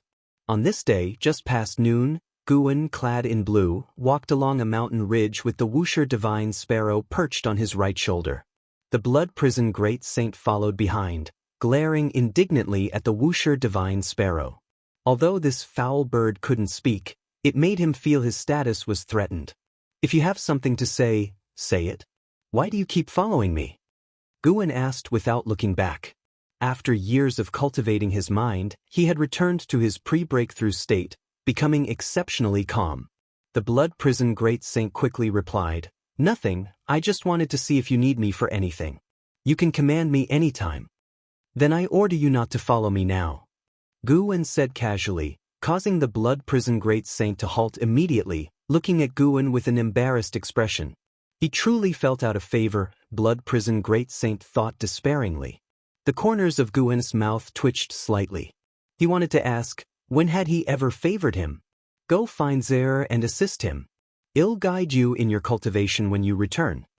Guan's voice reached the blood prison great saint's ears, filling him with joy. He quickly thanked Guan and then vanished from the mountainside. Guan paid no more attention to him and continued to stroll forward. He did not go to observe the state of the 3,000 great worlds. He was enjoying the scenery along the way, contemplating how to remodel the dojo. He planned to construct some wonders imbued with different Tao intents for the disciples to comprehend. If you find any errors, ads pop up, ads redirect, broken links, non-standard content, etc., please let us know reports so we can fix it as soon as possible. Chapter 769. The Unstoppable Momentum of Darkness. 1 month after the blood prison great saint left, the Taoist field of the beginningless underwent some changes. At dawn, sunlight passed over the mountains, shining on a spot between the peaks. In the midst of 2 mountains stood a circular structure with a diameter exceeding a mile. Within the white courtyard walls stood numerous stone pillars. Each pillar was intricately carved with complex and mysterious runes. And Zizai, dressed in a white embroidered robe, led dozens of disciples into the structure. His demeanor was elegant now, with a long beard giving him an air of a grandmaster. This is the Great Tao Institute, established by our ancestors specifically for contemplating the Great Tao. You have all begun to enter the path. You can come here to cultivate in the future. And Zizai walked at the front, explaining to them. The disciples looked around, feeling very curious, though some were distracted. Great senior brother, you are the foremost of the 3rd-generation disciples. Why don't you go out and bring glory to Wuxia? One disciple couldn't help but ask. This remark prompted immediate follow-up questions from other disciples. Presently, the Dark Divine sect wreaks havoc, and various sects around the world have ceased hostilities to join forces against it. Yet even so, the Dark Divine sect's momentum continues to grow. All Wuxia disciples possess a sense of justice and are frustrated by the Dark Divine sect's unstoppable rise. Unfortunately, Wuxia has regulations. To leave the mountain, one must at least reach the Zizai Immortal realm. With Wuxia's foundation and the disciples' talents, reaching the Zizai Immortal realm is not difficult. However, even so, it requires time. The disciples brought by Zizai to the Great Tao Institute had not yet reached the Zizai Immortal realm. They were concerned about the world but unable to venture out, leading to impatience. And Zizai turned to look at them, smiling, "You all are still too young. Do you know how many disasters have occurred before? This time is different. The Dark Divine sect comes from beyond the heavenly Tao. It's said that even the immortal gods cannot defeat them," a female disciple said worriedly. And Zizai replied irritably, "Since the immortal gods can't prevail against them, do you still wish to save the world? We may not be able to defeat the dark heavenly gods, but there are certainly beings within the Dark Divine sect that we can overcome. Moreover, we can save the suffering masses and fulfill our responsibilities," another disciple answered passionately, inspiring others to agree. Born on the 9-spirit continent, they didn't suffer the hardships of mortal spirits. Their immortal cultivation was not for longevity or superiority. From a young age, they were instilled with a sense of mission, to serve the world and its beings. The isolated nine-spirit continent, given the best cultivation conditions by their ancestor, demanded they repay all living beings and extol their ancestors' virtues. And Zizai looked at them, feeling both helpless and gratified. Though these disciples were overestimating their capabilities, at least they hadn't deviated from Wuxi's expectations. And Zizai himself had endured hardships to reach this day. Having ventured out for training, he comprehended the nature of disciples from other sections. Those with ideals benefiting all living beings were rare. I have my responsibilities. I won't go out, and you shouldn't think of leaving prematurely either. And Zizai stated firmly, his tone allowing no dissent.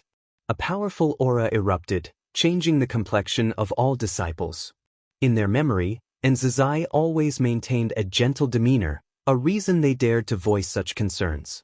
But facing his true aura now, they realized his authority in Wuxia wasn't solely due to seniority. The Great Tao Institute fell into silence. At that moment, a sound of something piercing the air came from afar. The group instinctively turned, seeing a streak of cyan light fly past. And Zizai frowned, recognizing the figure within the cyan light. It was Celestial Cyan and her disciple, Xianxia, who was severely injured and held by Celestial Cyan. Not just in Zizai, the other disciples saw this too, whispering and speculating whether Xianxia was wounded by the Dark Divine Sect. CTH Nefire. Et website on Google to access chapters of novels early and in the highest quality. Enough, start your enlightenment. And Zizai redirected their attention. Elsewhere, Celestial Cyan, holding Xianxia, arrived at Gu An's courtyard. At this moment, Guan was reading. Master, Xianxia was injured by people from the Dark Divine Sect. Her cultivation level is dissipating, and I cannot avert this damage. Celestial Cyan said urgently after landing beside Guan, then squatted down to place Xianxia on the ground. Guan, lying on a rocking chair, glanced at Xianxia. The girl had her eyes tightly shut, her face pale, and her tightly furrowed brows twitching as if in a nightmare. I told you to act within your limits. She's entangled by a powerful power of cause and effect. Even a Taiqing Golden Immortal could hardly save her. Guan shook his head, causing Celestial Cyan to become even more anxious. If a Taiqing Golden Immortal can't do it, surely you can, Celestial Cyan quickly said, kneeling as she spoke. Xianxia was her first and most beloved disciple. She couldn't bear to see her pupil lose her cultivation. Guan cast Celestial Cyan a glance, waved his hand casually and said, "It's done." His sleeve brushed past Xianxia's face, leaving nothing behind, but her furrowed brows instantly relaxed. Celestial Cyan was momentarily stunned, immediately checking Xianxia's body. Soon, she discovered that the dark power within Xianxia had vanished.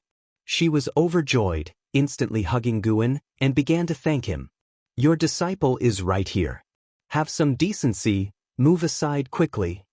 Guan said helplessly. Celestial Cyan and Tianbai had always liked clinging to him. Even after millions of years, they couldn't change this habit. Celestial Cyan took the opportunity to snuggle against Guan for a while before letting go with a smile and then left with the soon-to-awaken Xianxia in her arms. Guan adjusted his position and continued reading. You're clearly enjoying it, yet you pretend otherwise. Shenzhen's voice came, but Guan ignored her. Not hearing a response, Shenzhen opened her eyes, turned to Guan and asked, I saw the dark god hiding in the darkness, his flames reflecting our celestial spirit great world. How do you plan to deal with him in the future? Guan said he wouldn't care, but Shenzhen didn't believe it. To her, Guan was waiting for the right moment. Though the dark god terrified her, making him seem unbeatable, Shenzhen believed that as long as Guan acted, the dark god would definitely perish. How to deal with him? Naturally by giving my all. If he's so powerful and I slack off, he'll be killed. What then? Guan replied, causing Shenzhen to roll her eyes. Hearing this, Shenzhen was completely at ease. She even began to feel pity for the dark god. The dark god hadn't invaded yet, probably waiting for the dark heavenly gods to probe the celestial spirit great world. Unfortunately, no matter how he calculated, he couldn't fathom Gu'in's true strength. When the dark god faces Gu'in, despair will surely follow. Why such a powerful being hides within this world, not seeking conquest, fame, or profit, and isolated on a continent, is simply inconceivable. If you find any errors, ads pop up, ads redirect, broken links, non-standard content, etc., please let us know reports so we can fix it as soon as possible. Chapter 770. Summoning the Dark God. Amidst the void, a gigantic golden disc was advancing, and upon it, 100,000 heavenly soldiers sat meditating and cultivating. Zhang Buku opened his eyes, gazing towards the mysterious and beautiful end of the void. His thoughts drifted as he reminisced about the previous great battle. As the struggle for the Son of Heaven grew increasingly fierce, this celestial army had already experienced no fewer than 100 great battles. However, that last battle left him in awe. Since joining the celestial court, he couldn't help but feel a sense of disdain for the 3,000 great worlds because many powerful realms existed beyond them. He had never imagined that a great thousand world could nurture an existence that even immortal gods couldn't subdue. Recalling how the celestial calming god was forcefully suppressed with the entire celestial army being helpless, he felt that his path was still long.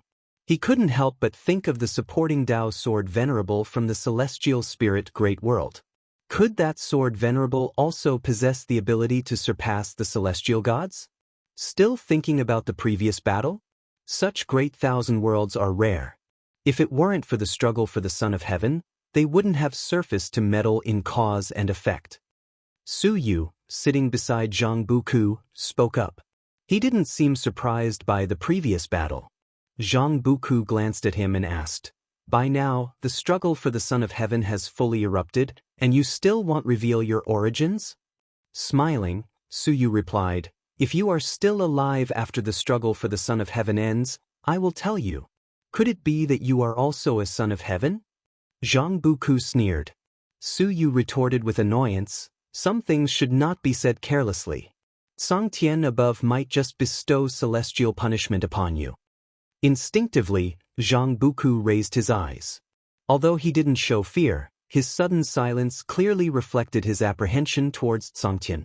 Looking ahead, Su Yu continued, "This struggle for the Son of Heaven is more chaotic than I anticipated. I have a feeling that a great upheaval will occur later." "What kind of upheaval?" "You'll understand in due course.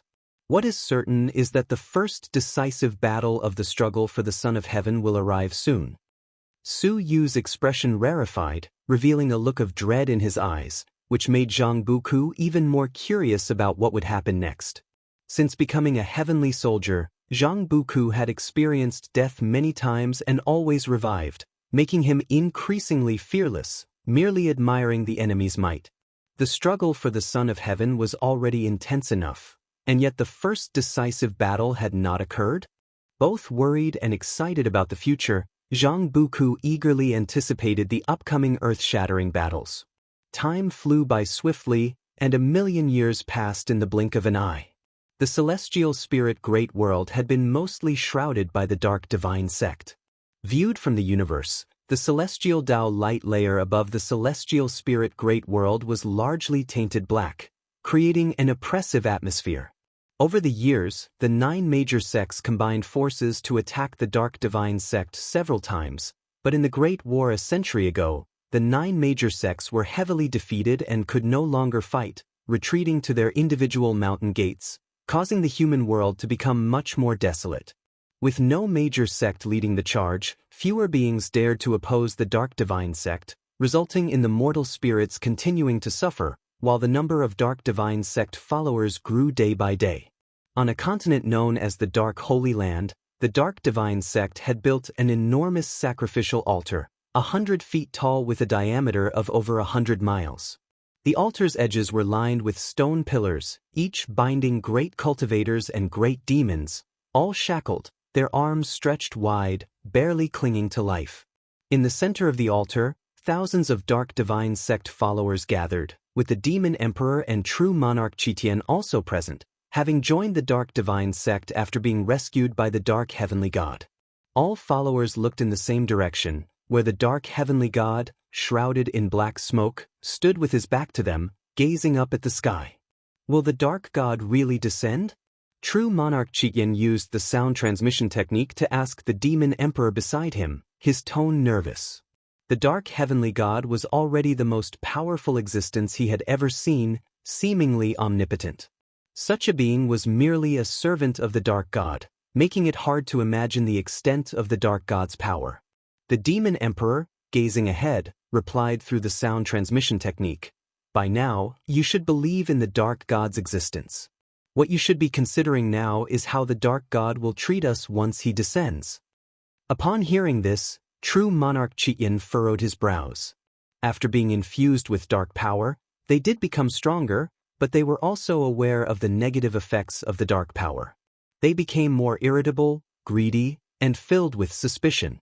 The creator of such a power that invoked so many negative emotions was certainly no benevolent being. At the same time, on the edge of the continent, above a sea of clouds, stood more than a dozen people observing the altar. These were all Wuxia disciples, led by Celestial Demon Child and Tian Bai. Tian Bai held the White Spirit Exquisite Tower, which emitted a faint light, concealing their presence and hiding their cause and effect. Is the Dark Divine sect really going to summon the Dark God? What can we do? The current Dark Divine sect is already invincible. If the Dark God descends, won't it be the end for us all? Even Ancestor Master LV isn't a match for the Dark Heavenly God. We have no means at all. In this world, perhaps only our ancestor has the hope of defeating the Dark Heavenly God. But we can't expect him to act.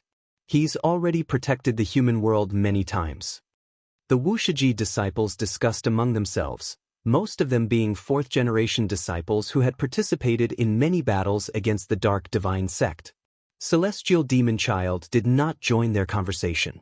She stared intently into the distance, hesitating about whether to retreat. Their Dao treasures had all been strengthened by Guan, which allowed them to infiltrate. But no matter how powerful the Dao treasures were, their effectiveness depended on the user's cultivation level. They couldn't rely on Dao treasures alone to annihilate the Dark Divine sect. Celestial Demon Child turned her gaze in another direction, sensing many powerful auras approaching. The news of the Dark Divine sect preparing to summon the Dark God had spread across the world, naturally attracting those righteous individuals who, despite the risk of their lives and spirits being extinguished, would do their utmost to stop them. Even though the combined might of the 9 major sects couldn't shake the Dark Divine sect, could these incoming great cultivators turn the tide? Rumble. The ground trembled as a massive pillar of black light erupted from the distant altar, shooting skyward, shaking the celestial vault and clouds, as if connecting to an exotic world. Sir the Novelier. NT website on Google to access chapters of novels early and in the highest quality. Seeing this, the Wuxia disciples grew more agitated, repeatedly asking Celestial Demon Child if they should act. They knew it would be nearly impossible to combat the Dark Divine sect, but those who dared to come had long put life and death aside. Witnessing the Dark Divine sect attempting to summon the Dark God, they could no longer hold back. What's the rush? Celestial Demon Child shouted sternly, causing the disciples to fall silent in fright. A sword light streaked across the celestial vault above them, disappearing into the depths of the continent in the blink of an eye. It's him. Celestial Demon Child raised an eyebrow, suddenly understanding why Guan valued him so highly. Even from afar, where she stood, she could see that despite being alone, he dared to face challenges head-on. The figure within that sword light was none other than the foremost sword cultivator of this world, Li Ya. If you find any errors, ads pop up, ads redirect, broken links, non-standard content, etc., please let us know reports so we can fix it as soon as possible. Chapter 771. The Only Chance on the Altar. The Dark Heavenly God standing before the black energy pillar suddenly turned his head to look. Immediately, thousands of followers of the Dark Divine sect followed suit, witnessing a sword light rapidly approaching. As the sword light dissipated, Li Ya's figure emerged, swinging his sword to strike. A sword chi akin to Jing Hong attacked with such speed that the cultists of the Dark Divine sect had no time to react, yet the Dark Heavenly God did not intervene. Boom! The sword chi struck the black energy pillar and dispersed directly, causing no damage at all. Dressed in black, Leah remained suspended in the air, his expression unchanged upon seeing this scene. Sword God Leah, we meet again. You refused my invitation before. Do you still wish to become my enemy this time? The Dark Heavenly God looked at Leah from afar and asked, his tone indifferent and devoid of any emotion. Leah calmly replied, our paths differ, so we cannot conspire together. You are invaders. From the moment you set foot in this great thousand world, you were destined to be my enemies. The Dark Heavenly God said no more, only waving his hand lightly. In an instant, dozens of figures rose like arrows, charging towards Leah. Thus, a fierce battle erupted. Leah was quickly surrounded. These followers of the Dark Divine sect were all renowned great cultivators or great powers of the demon race, each possessing extraordinary divine skills. Despite his unrivaled sword intent, Leah soon fell into a disadvantage. As the battle commenced, more and more powerful figures arrived to support, leading to an increasing number of Dark Divine sect followers joining the fray. True Monarch Chitian watched the chaotic battle in the sky, hesitating whether to rush up. If you make a move now, you'll truly have no way back, the Demon Emperor suddenly said. True Monarch Chitian turned to look at him. The bursts of mana in the sky cast alternating light and shadows upon the faces of the two demons. A way back? Why seek a way back? Moreover, the Dark God is about to descend. Do you still plan to defect? Isn't that courting death? True Monarch Chitian frowned and asked. The Demon Emperor shifted his gaze to him, his eyes deep and unreadable, causing a sudden unease in True Monarch Kishin's heart. You wouldn't think. True Monarch Chitian looked at the Demon Emperor in shock, his voice trembling as he spoke. The Demon Emperor said expressionlessly, Chitian, you once had ambitions. Do you really want to become a walking corpse, endlessly enduring and retreating merely to survive? True Monarch Chitian gritted his teeth and said, now, it's too late. The Demon Emperor looked towards the black energy pillar, saying no more. At the same time, in the cosmic void before the world gate, Celestial Spirit God, Tai Immortal Monarch, Emperor Tianhong, the 72 Immortals of Jin Dong, and others were preparing solemnly. Once the Dark God descends, we must take action, Tai Immortal Monarch said in a deep voice. The Immortal God's expressions were resolute, without objection. They couldn't even contend with the Dark Heavenly God, let alone stop the Dark God, but as immortal gods, they had to stand forth, even if it meant death. Tai Immortal Monarch stared fixedly at the top of the void, where a black hole appeared, from which horrifying black energy surged, as if a terrifying existence was about to descend. Not long after, Tai Immortal Monarch's expression changed slightly. He shouted in a low voice, it's coming. Before his words fell, he charged forward first, followed closely by the other immortal gods. Each displayed their full momentum, aiming to reach the front of the black hole directly. However, during the relocation, an unimaginable oppressive force enveloped them, causing them to stop instantly, unable to move. Tai Immortal Monarch's expression changed dramatically. Before he could react, his body instantly exploded and disintegrated into ashes, followed by the other immortal gods. All were obliterated. Meanwhile, in the human world, the celestial vault above the altar was covered by rolling dark clouds. The sea of clouds churned, forming a vortex scene. In the midst of his fierce battle, Leah looked up, sensing trouble. He exploded with his most powerful sword intent, trying to break out of the encirclement, but was blocked by a golden tower. This golden tower, 100 feet tall, continuously emitted golden light that shook the soul, sealing off the surrounding space, making it impossible for Leah to break through in a short time.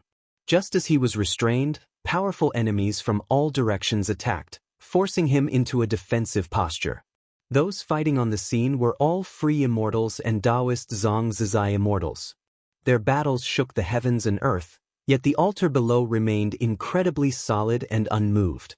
Celestial Demon Child and Tian Bai also led Wuxia disciples into battle, but the growing number of Dark Divine Sect supporters prevented them from approaching the altar. The Dark Heavenly God, standing before the Black Energy Pillar, surveyed all around, seemingly admiring the futile resistance of the living beings. Boom! The Black Energy Pillar behind him suddenly expanded, the wild wind wreaking havoc, sweeping away the cultists on the altar who hadn't engaged in battle. Via the Ovalfire. Net website on Google to access chapters of novels early and in the highest quality. The Demon Emperor and True Monarch Qitian slid dozens of miles before stabilizing their positions. It's coming! True Monarch Qitian's eyes widened as he shouted in shock. Other cultists also looked nervously at the Black Energy Pillar behind the Dark Heavenly God. Despite having joined the Dark Divine Sect, they still felt fear and tension at the impending descent of the Dark God. An oppressive force far exceeding that of the Dark Heavenly God descended, instantly halting the chaos in the sky. All beings, both earthly creatures and Dark Divine Sect followers, stopped fighting. They struggled to turn their heads, their gaze fixed on the Black Energy Pillar. At this moment, everyone felt the breath of death, as if they could be annihilated at any moment. Gradually, they all began to descend, being suppressed and forced to lower their stance. Liya gritted his teeth, attempting to resist the oppressive force, but found himself unable to. When his feet touched the altar, the force surged, causing his expression to change drastically, his knees crashing onto the altar. Not just him, but all living beings experienced the same. Whether falling on the altar or not, all were pressed onto their knees, hands bracing against the ground, looking in disbelief at the Black Energy Pillar.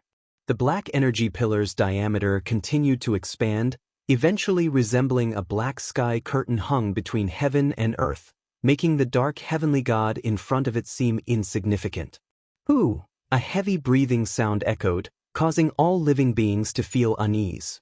Kneeling on the ground, True Monarch Qitian's eyes widened, his pupils trembling as he saw a white skeleton gradually emerging from the Black Energy Pillar. This skeleton was vast, larger than a mountain, visible from all over the continent. When it stepped out of the Black Energy Pillar, the terrifying oppressive force abruptly vanished, leaving the world in sudden silence.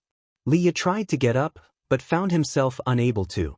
Despite the absence of oppressive force on his body, he couldn't stand as if his body no longer belonged to him. This eerie feeling only intensified his fear.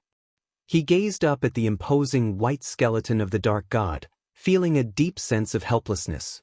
Such an existence was beyond his capability to contend with. "I offer you all a chance, your only chance. Who among you is willing to sacrifice themselves to continue the existence of this world?" An icy voice rang out, clearly transmitted into the ears of every living being on the continent. If you find any errors, ads pop up, ads redirect, broken links, non-standard content, etc., please let us know reports so we can fix it as soon as possible. Chapter 772, Stand Up Sacrifice Myself?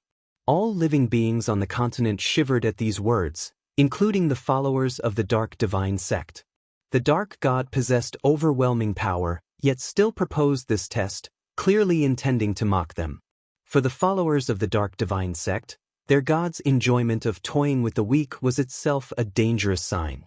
The Dark Heavenly God stood motionless in front of the Dark God's bones, silent like a ghostly figure. If your will to sacrifice is strong enough, you can resist the suppression of the dark power, you can stand up. Whoever stands up first will get this chance. Let's see who wants to be the savior and who can achieve it. The voice of the Dark God resounded again, deafening all living beings.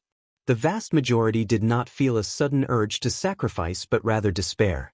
The previous oppressive force of the Dark God was too strong, so strong that it snuffed out their will to fight. Yet, Liya wanted to sacrifice himself. He tried to get up with all his might but could not. "Get up," Liya roared inwardly. At this moment he could only believe in the Dark God's words. In the face of absolute power, he thought the Dark God had no need to toy with him. Even if it was false, he wanted to prove to the Dark God that someone would stand out in this world and would not be looked down upon. However, no matter how hard he tried, he just couldn't stand up. His will could not break through the shackles of the dark. He became increasingly angry and began to feel that the dark god was deceiving him. Suddenly, he saw someone in front of him start to wobble but then stood up, causing his pupils to contract. That person was from the Dark Divine sect. Not only Li Ya, but other living beings also noticed someone stood up. You, true monarch. Chitian widened his eyes, looking at the demon emperor beside him in disbelief. The demon emperor lowered his head, trembling non-stop, but still struggled to stand up. Unexpectedly, at this moment, the one to step forward is a demon already plunged into darkness. The voice of the dark god was filled with sarcasm. Look carefully. The being who can stand up at this moment must have a deep love for this world, with compassion towards all living beings beyond your imagination. Yet, such a being has fallen into darkness. It seems there is injustice in this world. These words made the eyes of the living beings on the continent flicker. Some were indignant, some bewildered, and others remained filled with anger and hatred. Many recognized the demon emperor's identity, whose past had become legend, spreading throughout the human world. The demon emperor was the kindest of demons, wanting all races to coexist peacefully, only to be suppressed by the 9 major sects and sealed for millions of years. No one was surprised that the demon emperor immersed himself in darkness. Not even those who wanted to oppose the Dark Divine sect could blame him. But no one expected that at this critical moment, the demon emperor would step forward, choosing to sacrifice himself to protect all living beings. Looking at his back, all living beings felt a profound shock. You are crazy. You are crazy. True monarch Chikin stared at the demon emperor, roaring inwardly, unable to speak and trying to hold the demon emperor back with his gaze. But the demon emperor did not look at him. Instead, he stared at the dark god. You don't need to strike them down. I am willing to sacrifice myself. Can you give a chance of survival to all living beings, even if it means joining the Dark Divine sect? The demon emperor tightly stared at the dark god, gritting his teeth, his voice echoing repeatedly under the dim celestial vault. Leah looked at the back of the demon emperor, listening to his words, feeling an unusual sense of admiration in his heart. He had heard of the demon emperor's story and had once felt pity, but as a human, he did not save this demon. When the demon emperor was in distress, no one stood up.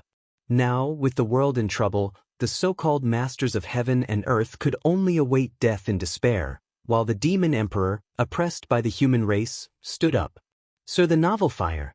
Any *T website on Google to access chapters of novels early and in the highest quality. Suddenly, Li Ya's heart wavered. He began to question whether it was just for the human race to be the masters of heaven and earth, as such catastrophes had happened countless times during their rule.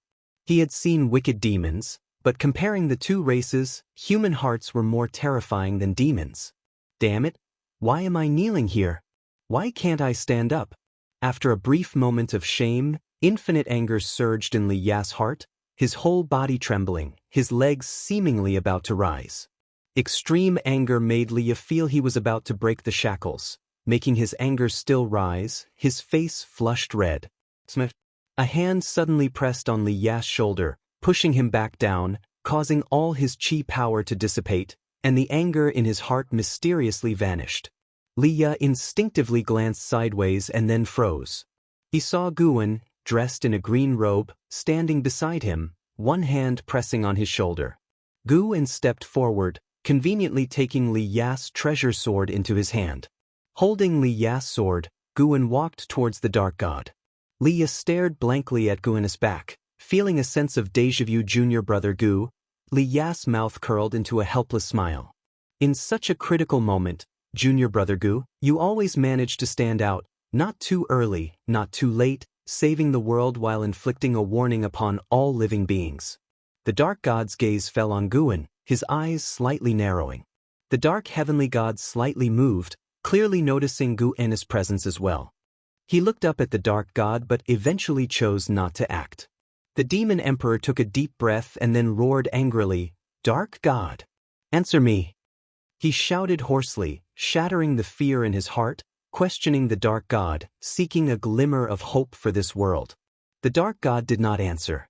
The demon emperor, unaware of Gu An's presence, could only stare at him intently.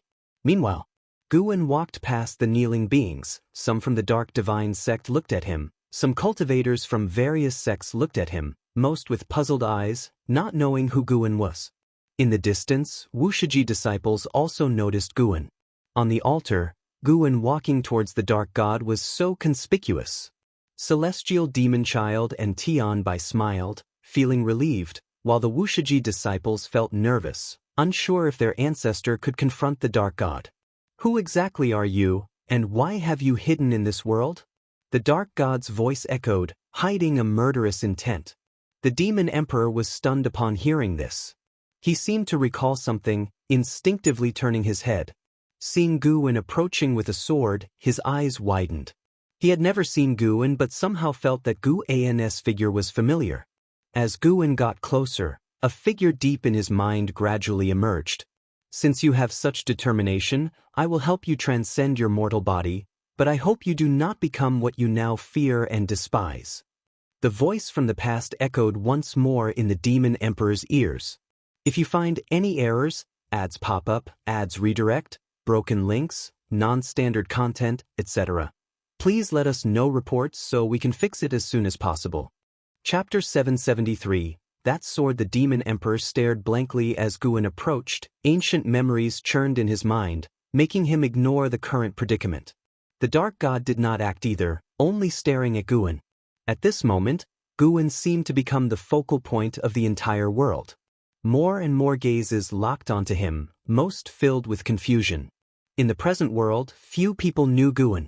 Even when mentioning Wuxia, people only thought of some vague legends. The most famous figures of Wuxia were Lv Xian and Qin Chuan. People knew Wuxia's master was strong, but there weren't many records or legends about him. The world was silent, all living beings stared at Guan, wanting to see what he would do. From the dark god's inquiry, this man should be very strong.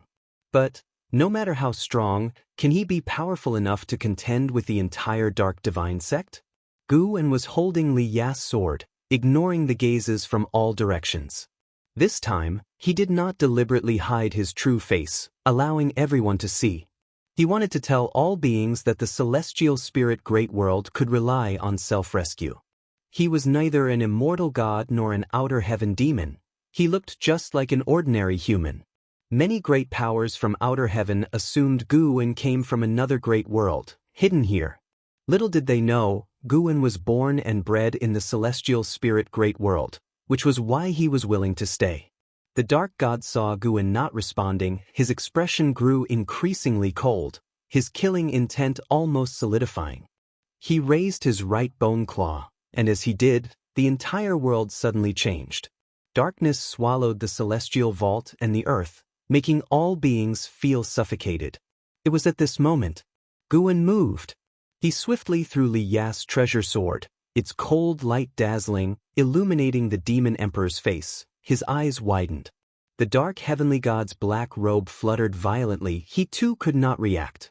Boom! The sword pierced the dark god at an unbelievable speed, without any flashy divine power or fierce sword intent. This sword was very ordinary, yet exceedingly forceful. The darkness enveloping the world shattered suddenly. The sword light traversed the sacrificial platform, directly shattering the dark god's massive white bone, fragmented bones flying in all directions. This scene left all beings dumbfounded, including the followers of the dark divine sect. They had already estimated Guan as highly as possible. After all, Guan could advance, holding his head high under the dark god's pressure. They had expected a stunningly fierce battle but did not anticipate Guan shattering the dark god's white bone with just one sword. Search * the novel Fire.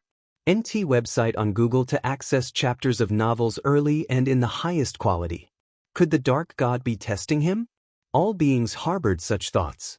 In past years, the dark heavenly god established an invincible and powerful image. His worshipped dark god could not possibly be weak. Based on this, none of them believed the dark god had truly been defeated.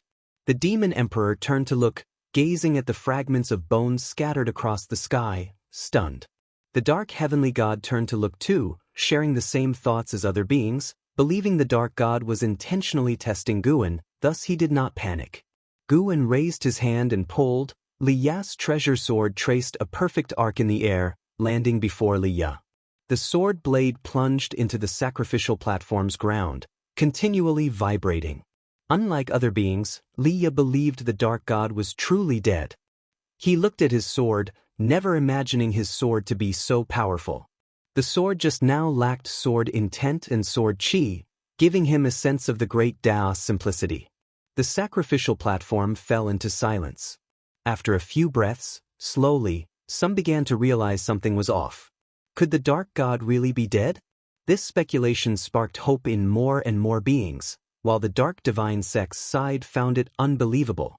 They worshipped the power of darkness. In their minds, the dark god was the strongest, omnipotent. How could he be killed by a single sword? That sword was swift, but this completely contradicted their expectations of a great battle. The dark heavenly god came back to his senses too, realizing something was wrong, wanting to move away, but an extremely terrifying power suppressed him, rendering him immobile. He looked at Guan in horror. Guan kept walking towards him. The sacrificial platform remained silent, but all beings watched Guan. His footsteps seemed to echo in their ears, pounding on their hearts, strong and powerful, striking at their spirits and souls. Guan walked step by step towards the dark heavenly god, bringing boundless fear to him. He deliberately walked slowly, and as time passed, the dark god never reappearing made more and more beings begin to believe the dark god was truly dead. He died abruptly, without any resistance. If they hadn't previously felt the terrifying pressure of the dark god, they might suspect the dark divine sect to be a lie, and the so-called dark god not worth mentioning. But now, their hearts were filled with infinite shock and reverence. Who was this person? Why was he so powerful? The disciples of Wuxia were even more excited, standing up and looking at Guan from afar, not daring to disturb him. Other beings also gradually realized the dark god's pressure was gone. They could stand up, and when they did, no one spoke, nor did anyone leave, still standing quietly in place, waiting. Guan walked past the demon emperor, getting closer and closer to the dark heavenly god. The demon emperor's gaze followed Guan, as did the gaze of the true monarch Qigong. In the true monarch Qishan's eyes, Guan was dazzling, emanating an unprecedented aura. This was the person he should become. Though the true monarch Qigong did not know Guan, at this moment, he developed an extreme sense of reverence and aspiration towards Guan. Not only because Guan was strong, but also because Guan appeared so timely, at such an awe-inspiring moment. The thoughts of the spectators transmitted into Guan's ears, but he did not care. He arrived in front of the dark heavenly god, his gaze cold. An unimaginable force of suppression made the dark heavenly god kneel directly, kneeling before Guan, a scene that made all beings' hearts jump, because they realized the deep significance of the dark heavenly god's kneeling. It heralds the end of the catastrophe brought by the dark divine sect, and the myth of darkness would become a joke. The heavens seemed to favor them, and the black clouds in the sky scattered, sunlight pouring down, driving away the darkness in the human world. "Who are you?" The dark heavenly god asked through gritted teeth, his face shrouded in dark energy, not revealing his true visage. Guan looked down at him, said, "It seems you are insignificant within the dark heavenly court, merely pawns placed outside." He had already been to the heaven-suppressing Endless Tower, and the speed of the heaven-suppressing Endless Tower had slowed considerably, indicating the Emperor Bone Profound Venerable hesitated greatly. Given this situation, the dark god dared to come. It was evident that the dark god was not worthy of mention in the eyes of the Emperor Bone Profound Venerable. Not only the dark god but other dark beings placed into the heavenly Tao were also the same, mere pawns to the Emperor Bone Profound Venerable. The dark heavenly god trembled upon hearing Guan utter the words dark heavenly court, lowering his head gradually. If you find any errors, ads pop up, ads redirect, broken links, non-standard content, etc., please let us know reports so we can fix it as soon as possible. Chapter 774. What constitutes saintliness? Watching the dark heavenly god lower his head, Guan showed no mercy. With a flick of his right hand sleeve, the dark heavenly god instantly recovered. A prompt appeared before Gu An's eyes, indicating success in seizing billions of years of lifespan. He tilted his head slightly, casting a sideways glance at the Demon Emperor. The Demon Emperor met his gaze and shivered all over. Instinctively wanting to speak, he found that Guan had vanished into thin air as if he had never appeared. The wind from afar swept across the heavens and earth, blowing past every living being on the sacrificial altar. The followers of the Dark Divine sect felt the dark power within them dissipating, causing them confusion. If the Dark Divine sect were to truly dissolve, how would they carry on in the future? He is truly a deity. I wonder who that senior was? A great cultivator sighed sincerely, his face somewhat dazed, feeling as if everything was a dream. That senior was the patriarch of our Wuxia who has saved the human world multiple times. You all were fortunate to encounter him in action. A disciple of Wuxia laughed loudly and proudly, his words causing an uproar among the other beings. The patriarch of Wuxia? Isn't that the legendary great power? The Demon Emperor also heard these words. A fighting spirit ignited in his eyes, and his whole demeanor transformed as if he became a different person. True monarch Qitian, who had been watching him, noticed his change. Could the Demon Emperor know the ancestor Master Wuxia? True monarch Qitian speculated secretly, a bold thought emerging in his mind, which instantly thrilled him. Unnoticed, Li drew his sword and silently departed. Elsewhere, Guan had already returned to the Taoist field of the beginningless. As he walked along the mountain path, he raised his right hand. A mass of black energy emerged from his palm, revealing a pair of eyes. It was the eyes of the Dark God. How could this be? The Dark God was terrified upon seeing Guan. Before he could finish his sentence, his eyes became hollow. Guan began the soul search, understanding his past and the dark heavenly court. The vast memories of the Dark God were nothing to Guan today. With a probe of his divine sense, all the memories poured into Guan's mind. This Dark God was once a being of the heavenly Tao.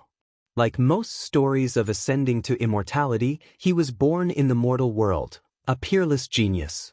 He endured hardships, ascended to the great thousand world, created a Taoist lineage there, and accepted numerous disciples, eventually becoming a legendary figure in one of the great worlds. Later, he ascended to immortality, thinking he had fully attained the Tao.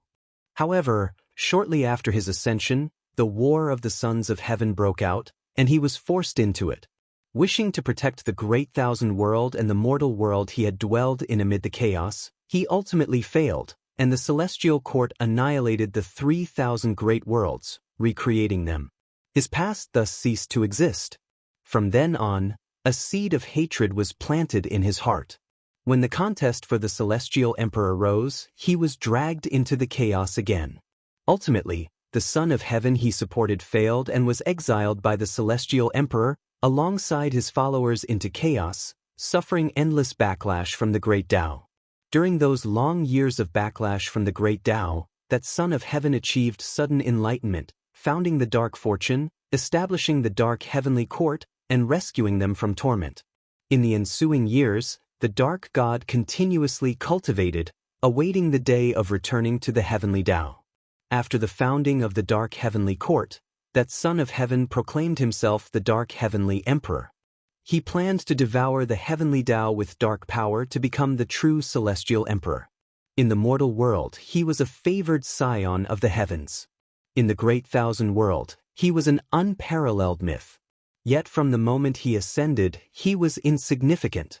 Whether in the Celestial Court or the Dark Heavenly Court, he remained little more than a speck of dust. Having been sent by the Emperor Bone Profound Venerable Sect to the 3,000 great worlds as the vanguard, he bore a selfish desire to seize the opportunity to escape the Dark Fortune and reincarnate as a true being of the Heavenly Tao. The celestial spirit Great World was not truly drawn into the struggle over the Son of Heaven, and its fortune was on the rise, so he chose it. After observing for a long time, he saw that no stronger immortals or gods intervened despite the dark heavenly god's chaos. He thought his chance had come. Unfortunately, he encountered Guan. Through his memories, Guan gained some understanding of the dark heavenly court. It possessed 9 supreme treasures, of which the heaven-suppressing Endless Tower was just one. The exiled immortal gods were equivalent to half a celestial court, and their survival in chaos indeed posed a significant threat to the heavenly Tao. Guwen felt puzzled by the Celestial Emperor's decision. The Celestial Emperor had the power to eradicate the immortal gods. Why did he choose to exile so many instead, unafraid of nurturing future trouble? Was it part of a greater plan, or did he simply not care? The Celestial Emperor was incredibly strong. Even in the Dark God's heart, he was an invincible existence. It was precisely out of fear of the Celestial Emperor that the Dark God wanted to reincarnate into the Celestial Court, escaping the Dark Heavenly Court. In his eyes, the Dark Heavenly Court held no hope. He followed it out of necessity. After witnessing the Dark God's memories, Guwen felt a deep sympathy for him. With a squeeze of his right hand, he completely shattered the soul essence of the Dark God. Immediately, a prompt appeared before his eyes, indicating that the Dark God had granted him 900 billion years of lifespan. For one of his level, having only 9,000 billion years of life left meant he was nearing the end of his journey. In his desire to reincarnate, the Dark God revealed his true essence, giving Guwen the opportunity to eliminate him. Though his life story warranted sympathy, Guwen would not take him in, for he had betrayed many benefactors merely to survive. However, out of this sense of sympathy, Guwen decided he would later record his story in a book, ensuring that his erased past would be remembered in the human world. After vanquishing the Dark God, the destiny of the world in Guwen's eyes completely changed. The future would usher in a new era, brimming with interesting events. The years are long, and the mixed element profound venerable immortal is not enough. Taihao, how high must I ascend to truly defeat you? Guwen mused, a smile tugging at his lips as he began to look forward to that day. Sooner or later, he would honor the engagement and face the Celestial Emperor in a true battle. Sia the Nephire. At website on Google to access chapters of novels early and in the highest quality. The mixed element profound venerable immortal was powerful, but it was still far from sufficient. In the Dark God's memories, Guwen heard the mysterious Dark Heavenly Emperor mention only two words. Only by becoming a saint did one have absolute hope of defeating the Celestial Emperor. Becoming a saint? What does it mean to be a saint? In the depths of the universe, the World Gate was radiating brilliant light as Celestial Spirit God, Tai Immortal Monarch, and other immortals and gods emerged one after another. Aside from them, there was another immortal god. Clad in heavy golden armor, he was encircled by two red sashes, gripping a long spear with celestial bodies orbiting its tip. His imposing presence overshadowed the others. They halted and frowned in unison. The dark fortune has dispersed? As the chief of the 72 immortals of Golden Cave, Purple Dragon Star Monarch spoke hesitantly. The other gods all opened their heavenly eyes on their foreheads and scrutinized, the results delighting them. If you find any errors, ads pop up, ads redirect, broken links, non-standard content, etc., please let us know reports so we can fix it as soon as possible. Chapter 775. The Myth of Ancestor Master Wuxia. Indeed, it has dissipated. The demon-suppressing Great True Emperor spoke, the light emanating from his divine armor revealing the complex emotions on his face. The Celestial Spirit God, Tai Immortal Monarch, and other immortal gods speculated that it was Guwen who acted. But how long had it been? They hadn't even felt the disturbance or aura of the great battle, and the Dark God was gone? The demon-suppressing Great True Emperor glanced at the immortals and asked, "It seems there is a great power hidden within the Celestial Spirit Great World. Do you know who it is?" These words made some immortal gods look a bit unnatural. Being immortals yet serving mortal spirits, even if the other's cultivation level was profound and unfathomable, if word got to the Celestial Court, trouble might arise. Tai Immortal Monarch shook his head and said, "If we knew, we wouldn't have sought aid from the Celestial Court."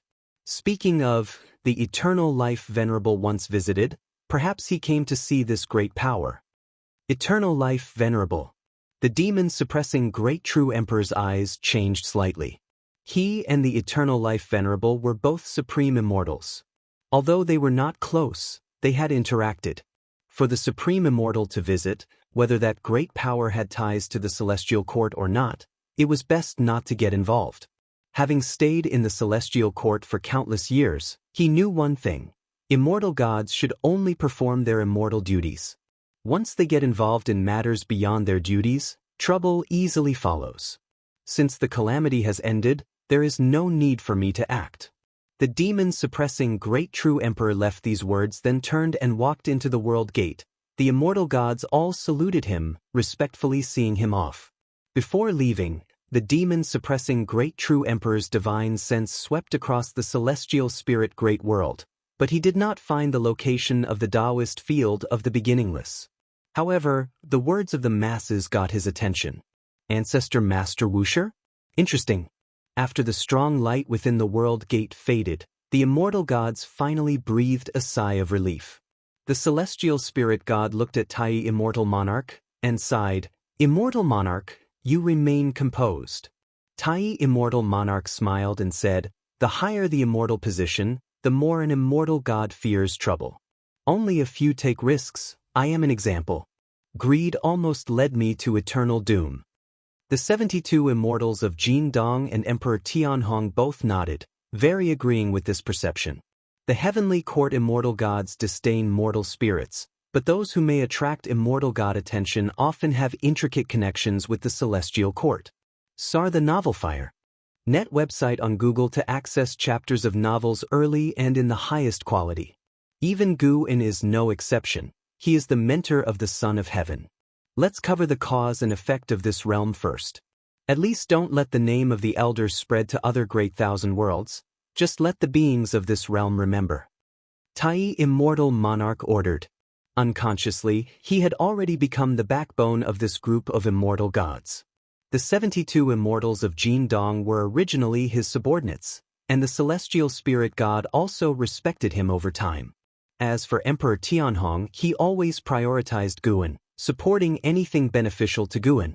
The news that the dark god was exterminated by the ancestor master Wuxia spread wildly across the land, shocking all who heard it. The dark divine sect had overshadowed the celestial spirit great world for too long, so long that the beings believed them to be invincible. The immortal cultivation realm was even more shaken, understanding better the strength of the dark divine sect. Many versions of the ancestor master Wuxia's extermination of the dark god were disseminated.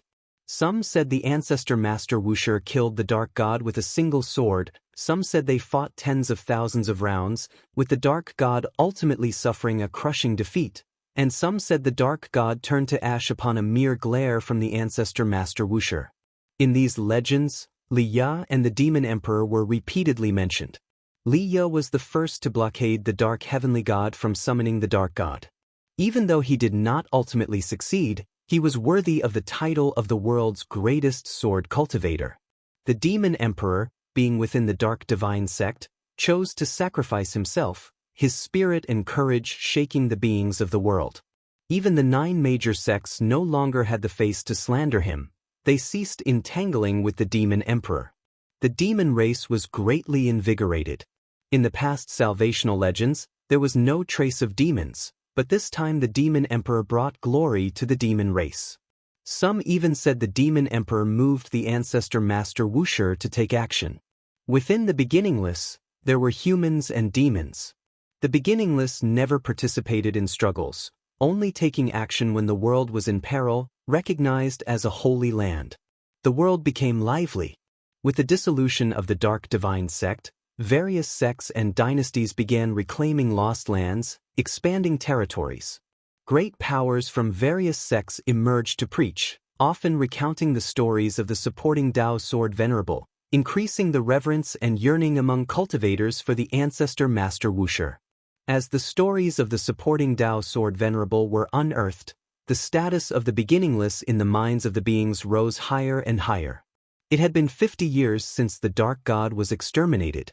This year, in spring, Gu-in came to the Gathering Flower sect to see Xianxia. During the chaotic years of the dark divine sect, the Gathering Flower sect could only barely protect its mountain gate.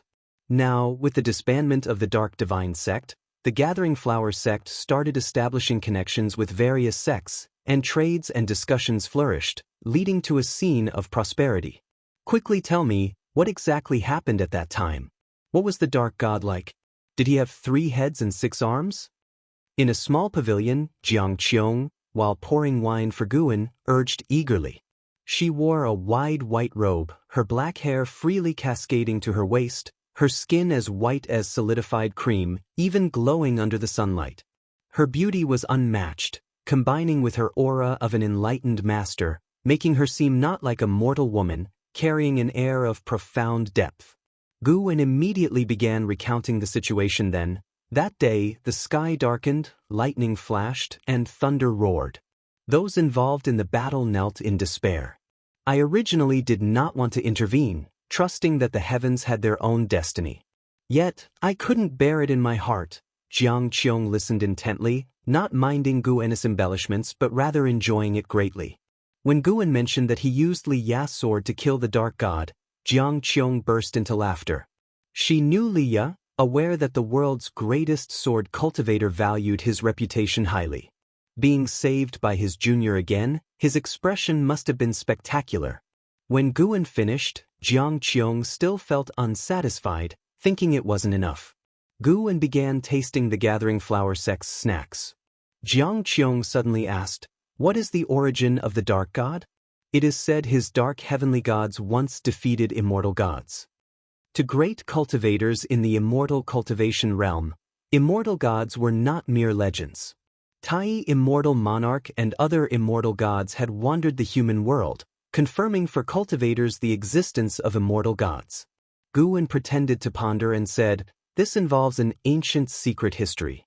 I don't know if I should tell you, I fear bringing trouble upon you." Xianxia widened her beautiful eyes and grumbled, "My mouth is tight, unlike your disciples who would travel far. I will stay in the celestial spirit great world until you decide to leave." Guan said meaningfully, "Don't speak too hastily. If the chance to ascend to immortality were really before you, you might not be able to refuse. Unless you ascend to immortality, I will never ascend." Xianxia said firmly. Guan listened and shook his head, smiling. Then he began to recount the dark heavenly court, and upon hearing the struggle between the celestial emperor and the son of heaven, Xianxia was deeply engrossed, imagining many magnificent scenes. If you find any errors, ads pop up, ads redirect, broken links, non-standard content, etc., please let us know report so we can fix it as soon as possible.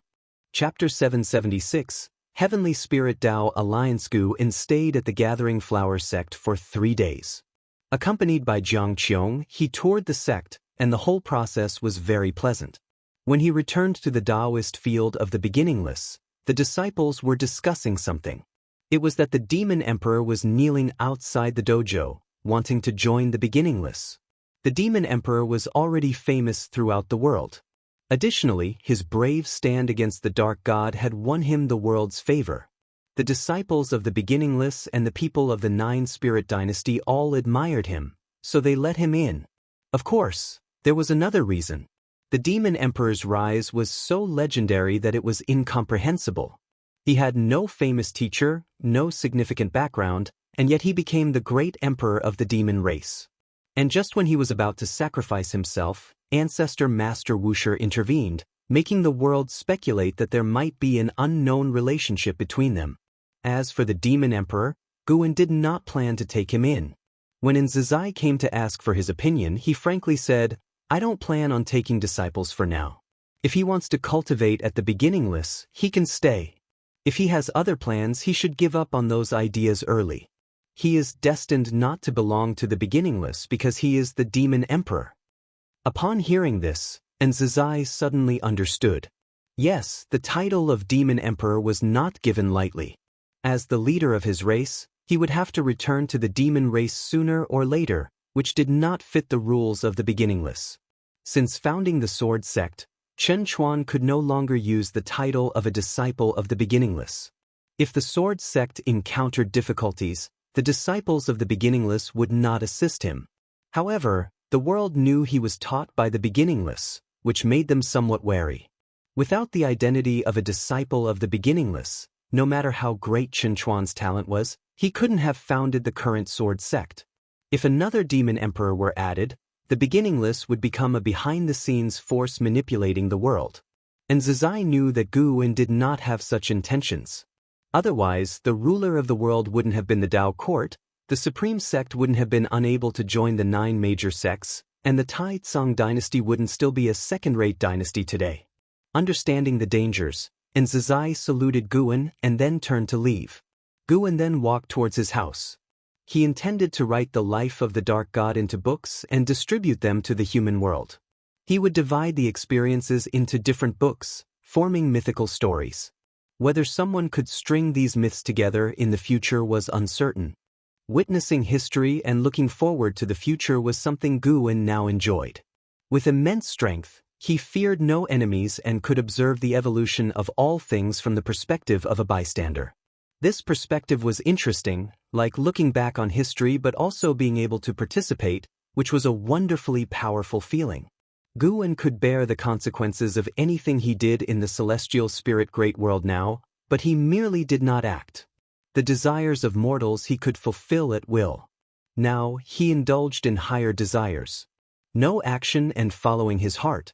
He would not interfere in the red dust in daily life, but if he encountered something displeasing, he would act as he wished. Gradually, Guwen grasped a realm that was unclear, indescribable, and unrelated to cultivation levels. He had a premonition that reaching this realm would bring him immense joy. After entering his house, he picked up his pen. Instead of writing immediately, he sought that feeling. After a long while, he began to write. He was not just writing the Dark God's story, but also his own journey of seeking the Tao.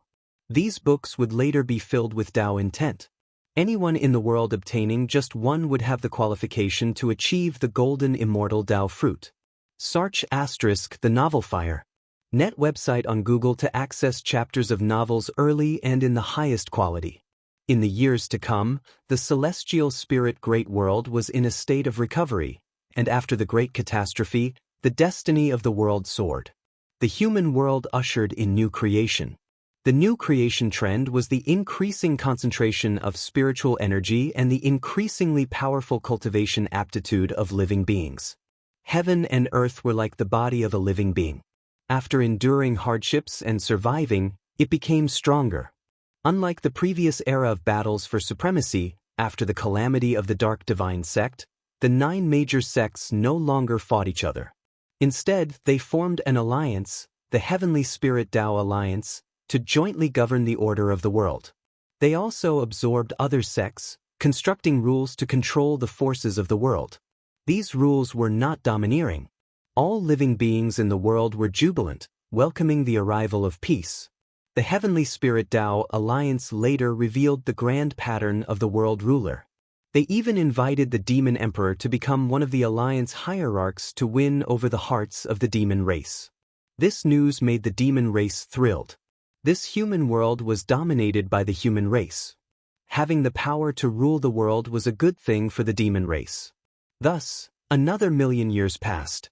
The celestial spirit great world underwent earth-shaking changes. The Heavenly Spirit Tao Alliance established many cities in the outer void. At every moment, cultivators could be seen entering and leaving the celestial spirit great world, and the celestial Tao light layer above it became even more brilliant, symbolizing that the celestial Tao destiny had reached a higher level. In the universe, on a meteor, there stood a grand tower. On the terrace of the tower, the demon emperor, dressed in red, was playing the qin. In front of him was the bright moon, and the stars adorned the sky behind the moon, as beautiful as a painting. 1,000,000 years had passed. The demon emperor transformed from a disciple of the Dark Divine Sect to one of the hierarchs of the Heavenly Spirit Tao Alliance, and his demeanor had greatly changed, majestic yet elegant. A figure appeared behind the demon emperor. It was true monarch Chitian. Demon Emperor, another demon cultivator from the other great thousand worlds has broken in. This demon's bloodline is extraordinary. Do you want to take a look yourself? True monarch Chitian asked. He was now the demon emperor's first disciple, and working for the demon emperor, he was the most powerful demon under him. In the world, neither he nor the demon emperor was the strongest demon, But backed by the Heavenly Spirit Tao Alliance, they were the most powerful demons in terms of influence. The Demon Emperor did not stop his movements and softly asked, "What's different about him?" "That demon seems to possess the primordial physique." True Monarch Chicken replied, his face full of envy as he spoke these words. The primordial physique is a general term for a category of powerful physiques, including the primordial cause and effect body, the primordial chaos body, etc. These bodies have a high comprehension of the rules of heaven and earth, their chi blood is far beyond that of other beings in the same realm, and their Tao fruits form unique Tao patterns. The primordial physique? I indeed have to see that, the Demon Emperor replied. He wasn't in a hurry to see that demon and continued to play the qin. True Monarch Chitian did not leave either. He looked at the Demon Emperor, his eyes turning, and said, "Demon Emperor, Sword God Liya has come to visit the Heavenly Spirit Tao Alliance. It is said that he is deeply protected by Ancestor Master Wuxia. Should we invite him as a guest?" He always harbored lingering thoughts about the beginningless, but sadly, the Demon Emperor was rejected by Ancestor Master Wuxia, and he had given up the path to the beginningless. The stories of Liya and Ancestor Master Wuxia were widely known. It was said that Liya and a reincarnated body of Ancestor Master Wuxia were once fellow disciples, and for this reason he was always protected by Ancestor Master Wuxia. Liya's talent was mediocre, but he became the sword god, the #1 sword cultivator in the world. Many people believed that this was related to Ancestor Master Wuxia. If you find any errors, ads pop up, ads redirect, broken links, non-standard content, etc., please let us know report so we can fix it as soon as possible. Chapter 777. The Unprecedented Pathsword God, Liya. The Demon Emperor repeated the name in his heart, full of envy. Sar the Novelier. NT website on Google to access chapters of novels early and in the highest quality. Ever since he recognized that the primordial ancestor was the one who enlightened and passed on his cultivation technique to him, he had wanted to join the Wuxia sect. Unfortunately, he failed. And Zizai explained to him the reason for the primordial ancestor's refusal, and he felt it was reasonable. He couldn't give up his identity as the Demon Emperor because he wanted to achieve great things for the demon race. Although he understood, the Demon Emperor always kept the primordial ancestor in his mind. After becoming the alliance hierarch of the Heavenly Spirit Tao Alliance, he collected many legends and stories about Wuxia, which led him to learn about Liya. It was said that the primordial ancestor valued Liya greatly, even more than the protection of the Wuxiaji disciples. How could he not be envious of such treatment? You can invite him, but don't be too insistent. Instead, invite him to visit my residence. If he is unwilling, don't force it.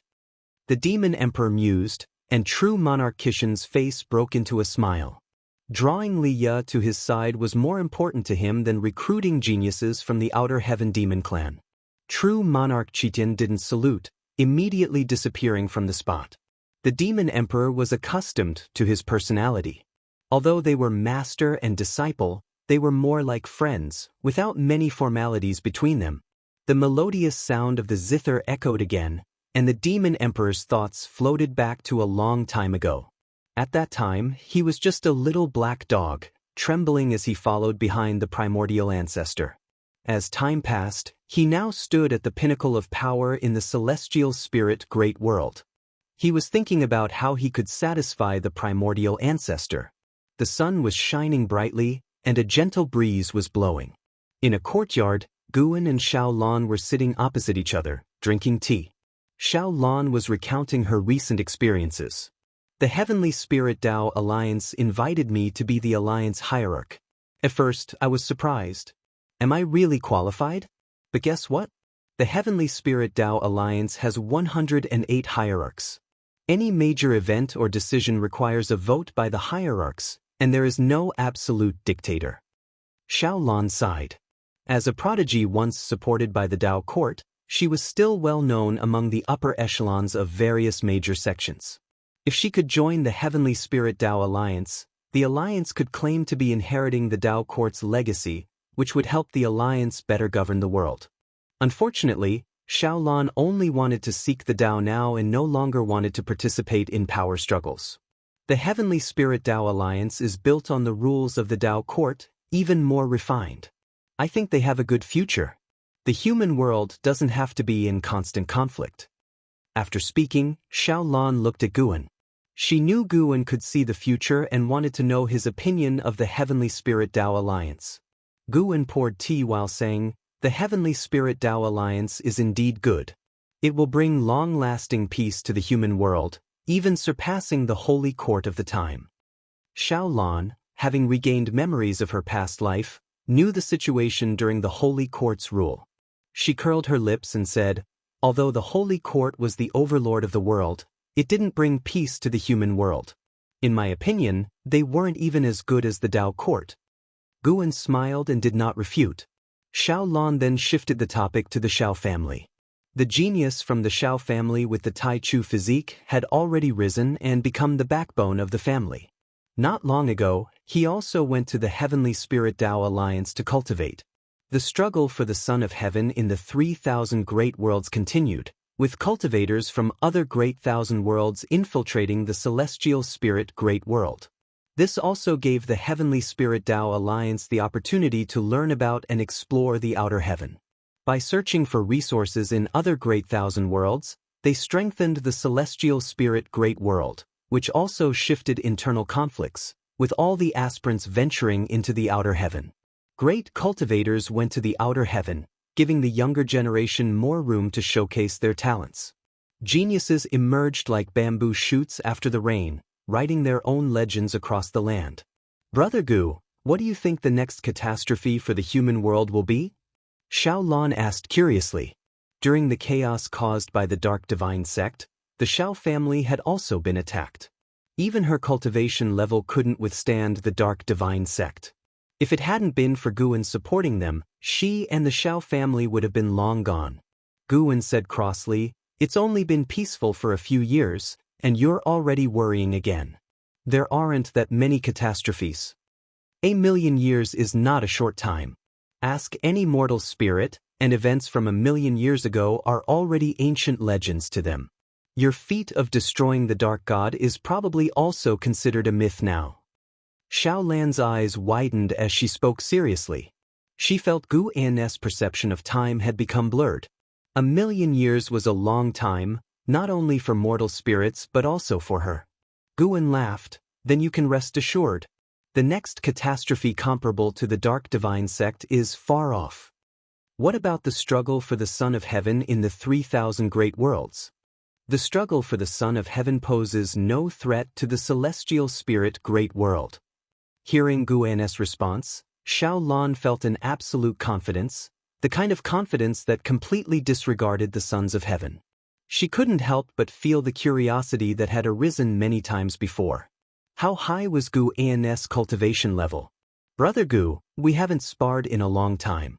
How about a match later?" Xiaolan asked, her eyes burning as she stared at Guan. "Sure, but I won't go easy on you." Guan agreed, thinking that since Xiaolan was eager, he would have to put her arrogance in check. Xiaolan didn't take his threat to heart and began to look forward to the upcoming battle. It was sunset when Guan returned to the Taoist field of the beginningless. He was in a good mood, humming a tune. The thought of Xiaolan's desperate expression made him want to laugh. This lives Xiaolan had extraordinary talent. After not encountering a worthy opponent for many years, she had strong confidence in her abilities. She didn't dare to hope to surpass Guan, but if Guan suppressed his cultivation level to the same realm, she felt she could put up a good fight. Unfortunately, Guan did not grant her wish, pressing her down the entire time. Before parting, Xiaolan's eyes were full of resentment as she looked at him. It made Guan think about drawing her expression, as it would be quite interesting. As he walked, a figure appeared ahead, approaching Guan, Fairy Yaoxian. Guan smiled and greeted the approaching figure. Because Fairy Yaoxian was the Tao companion of the Emperor of Eternal Life, he did not take her as a disciple. This made the Wuxia disciples often speculate about the relationship between her and Guan. Fairy Yaoxian came up to Guan, raised her hand in salute, and then asked, "Do you think Zur can rival the primordial Tao Emperor and the Taoist Emperor?"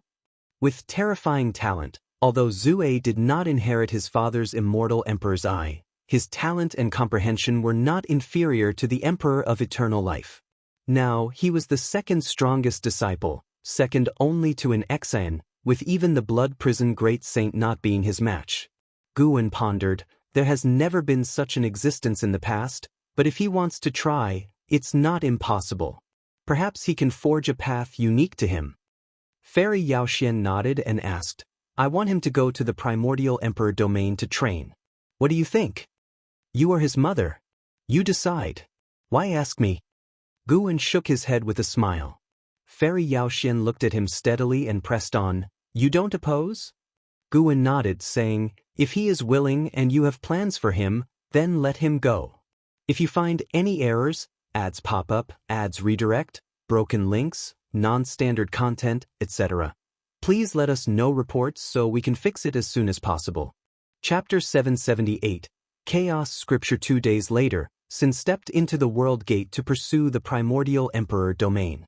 This matter did not cause much of a stir in the Taoist field of the beginningless.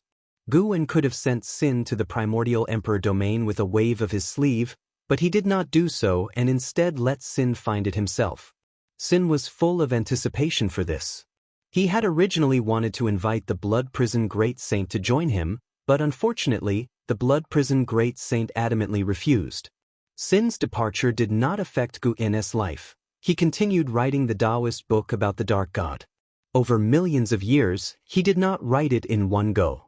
He wrote when he felt like it, and when he didn't feel like writing, he took breaks, traveled the human world, and cultivated his temperament. He originally intended to only write about the Dark God, but as he wrote, he included the mythological stories of the Dark Heavenly Court from the Dark God's memories, making the work increasingly voluminous. He was already looking forward to spreading these Taoist books throughout the human world. His casual gifts could greatly change the structure of the world. In fact, many of the top great cultivators in the human world had received his guidance and inheritance. Some of these great cultivators were aware of this and were filled with gratitude, while others had not yet realized this, attributing all their achievements to their own talent and destiny. Time continued to pass quickly. In the blink of an eye, 2 million years had passed.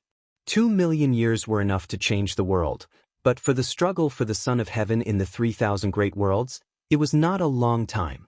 The struggle for the Son of Heaven continued, and it was still unclear who had the hope of winning. In such a war situation, countless living beings perished. On the summit of Human World Peak, the heaven-defining peak, Guwen was reminiscing with his old friend Baizia.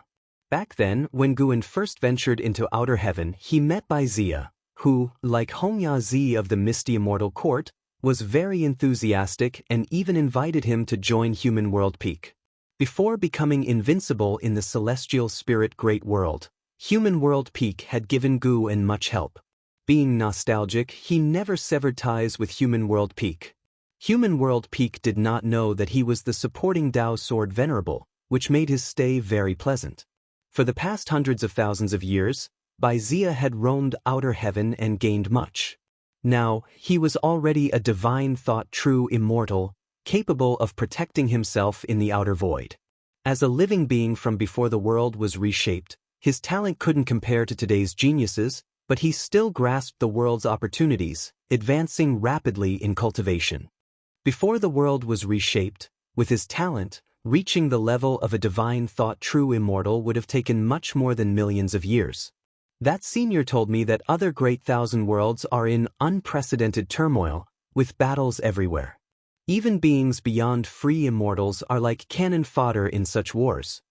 Baizia sighed, having learned about the struggle for the Son of Heaven from a cultivator he befriended in the outer void, who had escaped from another great thousand world. Of course, he hadn't yet encountered the struggle for the Son of Heaven himself. He had only heard about the chaos it caused. Guwen listened intently, feigning curiosity. Baizia, coming back to his senses, looked at Guwen curiously and asked, "Fellow Taoist Meng, even though we've known each other for over 10 million years, I still don't know your true cultivation level and origin. Could you be from another great thousand world, having long foreseen today's catastrophe, and thus stayed in this human world?" Though they hadn't been very familiar, Baizia trusted Guwen because Guwen had been very responsible for heaven-defining peak, helping it rise to prominence, earning a great reputation. Guwen shook his head and laughed. I'm not as formidable as you think. My cultivation is just one great realm higher than yours. I have no enemies and nothing to avoid. It's just my nature. I'm not fond of conflict, and life at Human World Peak is pleasant to me. Is that so? Wuxia was half believing, half doubting. Guwen took out a blue-covered book from his sleeve and said, I obtained this book during my travels overseas. It was given to me by a cultivator who called himself the Immortal Seeker Taoist. He said I would meet someone who was destined for this book. I've studied it for a long time and haven't found any clues. Why don't you take it and try? Wuxia accepted the book, looked at the cover and read aloud, Chaos Scripture? Just the name sounded extraordinary. He immediately opened it to look inside and quickly frowned. He looked up at Guwen and asked, why does this seem like a story rather than a cultivation technique or divine skill? Indeed, I found it puzzling as well. Anyway, I've remembered the stories inside, so I'll give you this book. If you also can't make sense of it, you can pass it on to someone else in the future. Guwen replied. The Chaos Scripture was the Taoist book Guwen had written based on the experiences of the Dark God. Although it seemed to be mere stories, it contained the Dark God's insights and Tao intent at various stages. In other words, the Chaos Scripture was equivalent to the lifetime insights of a Tao extreme Daoyuo immortal. Such an opportunity was difficult to come by, even for a celestial god. There were over 10,000 volumes of the Chaos Scripture, most of which had already been distributed by Guwen in the human world. These Chaos Scriptures had already changed the future of the celestial spirit great world, leading to the birth of many beings who would surpass the heaven-encompassing free immortal and help the celestial spirit great world to reach the top level of great thousand worlds, comparable to the Taiwei great world and the Taiching great world. Guwen wasn't looking for anything in return, he just found it interesting and did what he wanted to do. When he met Wuxia by chance, he handed him one of the volumes. Whether Wuxia could grasp it depended on his own destiny. If he passed the Chaos Scripture on to someone else, it would mean that he wasn't destined for the opportunity. After flipping through a few pages, Wuxia put the Chaos Scripture into his storage pouch, looked at Guwen and smiled. Anyway, thank you for your gift. I will study it seriously when I return. He didn't think Guwen had been fooled by the Immortal Seeker Taoist, as Guwen was a free immortal. Guwen smiled and nodded. The two chatted for another hour before Wuxia took his leave. Shortly after he left, Zhu Xinglan, the first disciple of Heaven-Defining Peak, came into Guwen's courtyard. The Heavenly Spirit Tao Alliance had invited Human World Peak to be guests and attend a grand Tao lecture assembly covering the celestial spirit great world, with dozens of profound Yuan free immortals invited. It was said that even heaven-encompassing free immortals would appear. After receiving the invitation, Taoist monarch Yongyan, the master of Human World Peak, invited the masters of various peaks to join him. Guwen had no interest in this and asked Zhu Xinglan to go in his place. Search * the novel F.I.R. Net website on Google to access chapters of novels early and in the highest quality. Zhu Xinglan wasn't surprised. Guwen had refused many such opportunities, silently wondering if his master even took heaven-encompassing free immortals seriously. Having been together for so many years, Zhu Xinglan always felt that his master had an extraordinary origin. Of course, he wasn't the only one. Taoist monarch Yongyan thought the same, which was why they tried hard to win Guwen over, afraid he might leave. But they never connected Guwen to the supporting Tao Sword Venerable, as everyone knew the supporting Tao Sword Venerable was in seclusion at the Taoist field of the beginningless. Little did they know they had once suspected this, but Guwen had erased their thoughts through invisible means, and they hadn't even noticed. After Zhu Xinglan left, Guwen did not leave Heaven-Defining Peak and began to gaze at the celestial vault. Son of Heaven, I hope you have some sense. Guwen thought silently, seeing a son of heaven heading towards the celestial spirit great world. If you find any errors, ads pop up, ads redirect, broken links, non-standard content, etc., please let us know reports so we can fix it as soon as possible. Chapter 779. Xianyuan Human Venerable, Merciful Hanging Old Immortal in the Dim Turbulence of the Great Tao, A majestic fire phoenix was flapping its wings forward, and atop the phoenix's head stood two figures. One of them was Emperor Xianyuan Human Venerable. He wore a golden robe, emblazoned with a divine beast similar to a qilin, and a curtain pearl golden crown on his head, appearing like an emperor. Yet, with the fluttering of his robe, the air of transcendence and immortality was undeniable. His features were both handsome and elegant, and his brows exuded an aura of unrivaled arrogance, his posture equally imposing. Beside Xianyuan Human Venerable stood an aged immortal in a white robe, his back hunched, holding a peachwood staff with a peach blossom hanging from its top, emanating an aura of immortality and wisdom. Stroking his beard with narrowed eyes, he stared ahead. This was Immortal Elder Xianxia, an immortal monarch who served Xianyuan Human Venerable, his cultivation level being that of a Miao Zhen Daluo Immortal. Your Highness, our journey to the celestial spirit great world may encounter unexpected changes. Immortal Elder Xianxia spoke with a tone of concern. Xianyuan Human Venerable gazed ahead and said, "My struggle with the great immortal divine Yuan has reached a stalemate. If I do not seek new strength, I shall only become more passive." Hearing this, Immortal Elder Xianxia sighed deeply. Search * the novel Fire. Any *T website on Google to access chapters of novels early and in the highest quality. The battle had reached this point, and his unease grew stronger.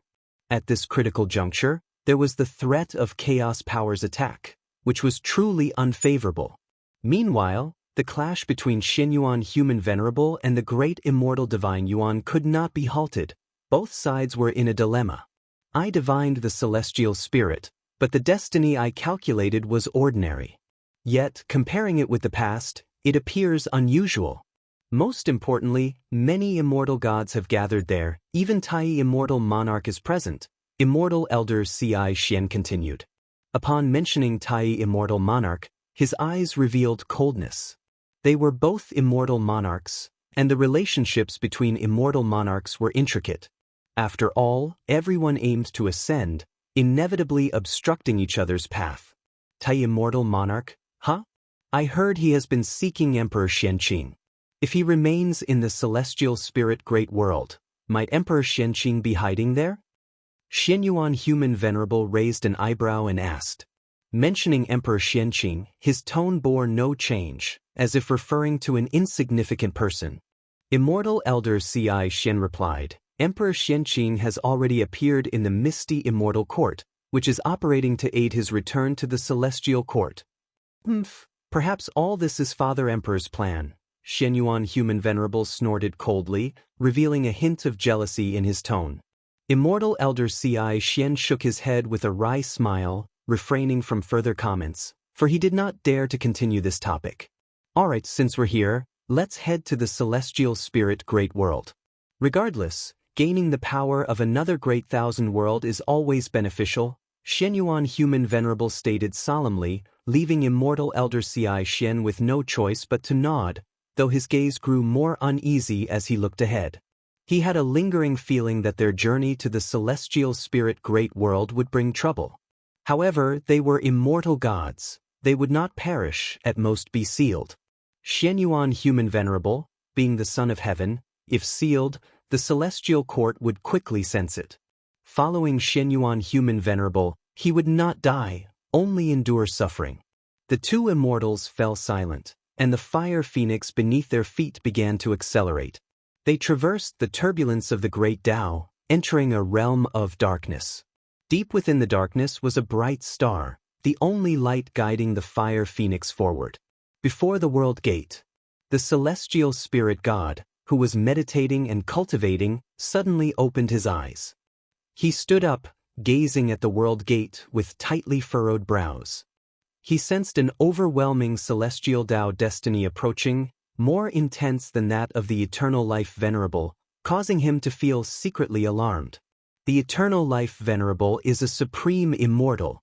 This meant the approaching being's immortal position was at least supreme immortal. His unease grew. The only entities capable of attracting a supreme immortal to the celestial spirit great world, besides Guan, were Tian Hao, who, though departed, was born in this great thousand world, with causes and effects that could not be erased. As he hesitated, a group of cultivators flew from the void behind him, numbering over 10, led by a man in a black robe. Chen Chuan was among them, his gaze fixed on the world gate. The group swiftly landed behind the celestial spirit god, respectfully bowing to him. Master, after careful consideration, we still believe that exploring other great thousand worlds through the world gate will better aid the development of the celestial spirit great world. If you have concerns, you may express them, and we can deliberate further. The black-robed man spoke.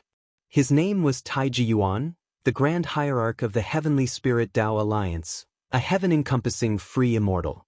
He was not a native of the celestial spirit great world. He hailed from another great thousand world. Taiji Yuan had become the Grand Hierarch of the Heavenly Spirit Tao Alliance not solely due to his cultivation. During the years when the Dark Divine sect ravaged, he saved countless beings and was even gravely injured by a dark heavenly god. His deeds had spread widely, making him a mythological war god in the human world. Behind him, the dozen cultivators were all hierarchs of the Heavenly Spirit Tao Alliance, as was Qin Chuan, and now the Sword sect had merged with the Heavenly Spirit Tao Alliance. The celestial spirit god did not respond to Taiji Yuan, nor did he turn around, leaving the hierarchs of the Heavenly Spirit Tao Alliance puzzled and increasingly anxious. As Taiji Yuan was about to speak, the world gate suddenly emitted a dazzling light, startling them into widening their eyes and turning their heads. Before they could react, a vast pressure radiated from within the world gate, instinctively instilling reverence in Taiji Yuan and the others, causing them to kneel involuntarily, including Chen Chuan. Chen Chuan, upon kneeling, suddenly awakened. He attempted to rise but was shocked to find himself paralyzed. How could this be? It was Chen Chuan's first time experiencing such suppression. The pressure did not induce fear but rather an inherent sense of reverence and longing. Not just him, the others felt similarly. The celestial spirit god followed suit, half kneeling, with hands clasped in respect towards the world gate. A screech sounded from within the world gate, followed by a surge of fiery flames, immersing Taiji Yuan and the others in an inferno, rendering them unable to escape, only to watch anxiously. Amid the raging flames, two figures emerged from the radiant celestial Tao light, precisely Xianyuan human venerable and immortal elder Xianxia. Seeing the two immortal gods, Taiji Yuan, Chen Chuan, and the others lowered their heads, unable to gaze upon the true forms of the immortal gods. At this moment, even their divine senses could not extend outward, filling them with awe from the depths of their souls. Who were these two? How could they evoke such an inconceivable response? Could it be they were also immortal gods? The voice of the celestial spirit god followed. Celestial spirit god greets your highness and immortal monarch. May I ask the reason for your highness' visit? Your highness? If the Son of Heaven addressed him as your highness, he was surely an immortal, with a status far superior to that of a celestial god. Chen Chuan pondered deep within, feeling uneasy. He wondered if the arrival of this immortal god would bring trouble to the celestial spirit great world. Celestial spirit god, right? I heard Ziwei Immortal mention you. Xianyuan human venerable's voice echoed, indifferent in tone. The celestial spirit god remained silent.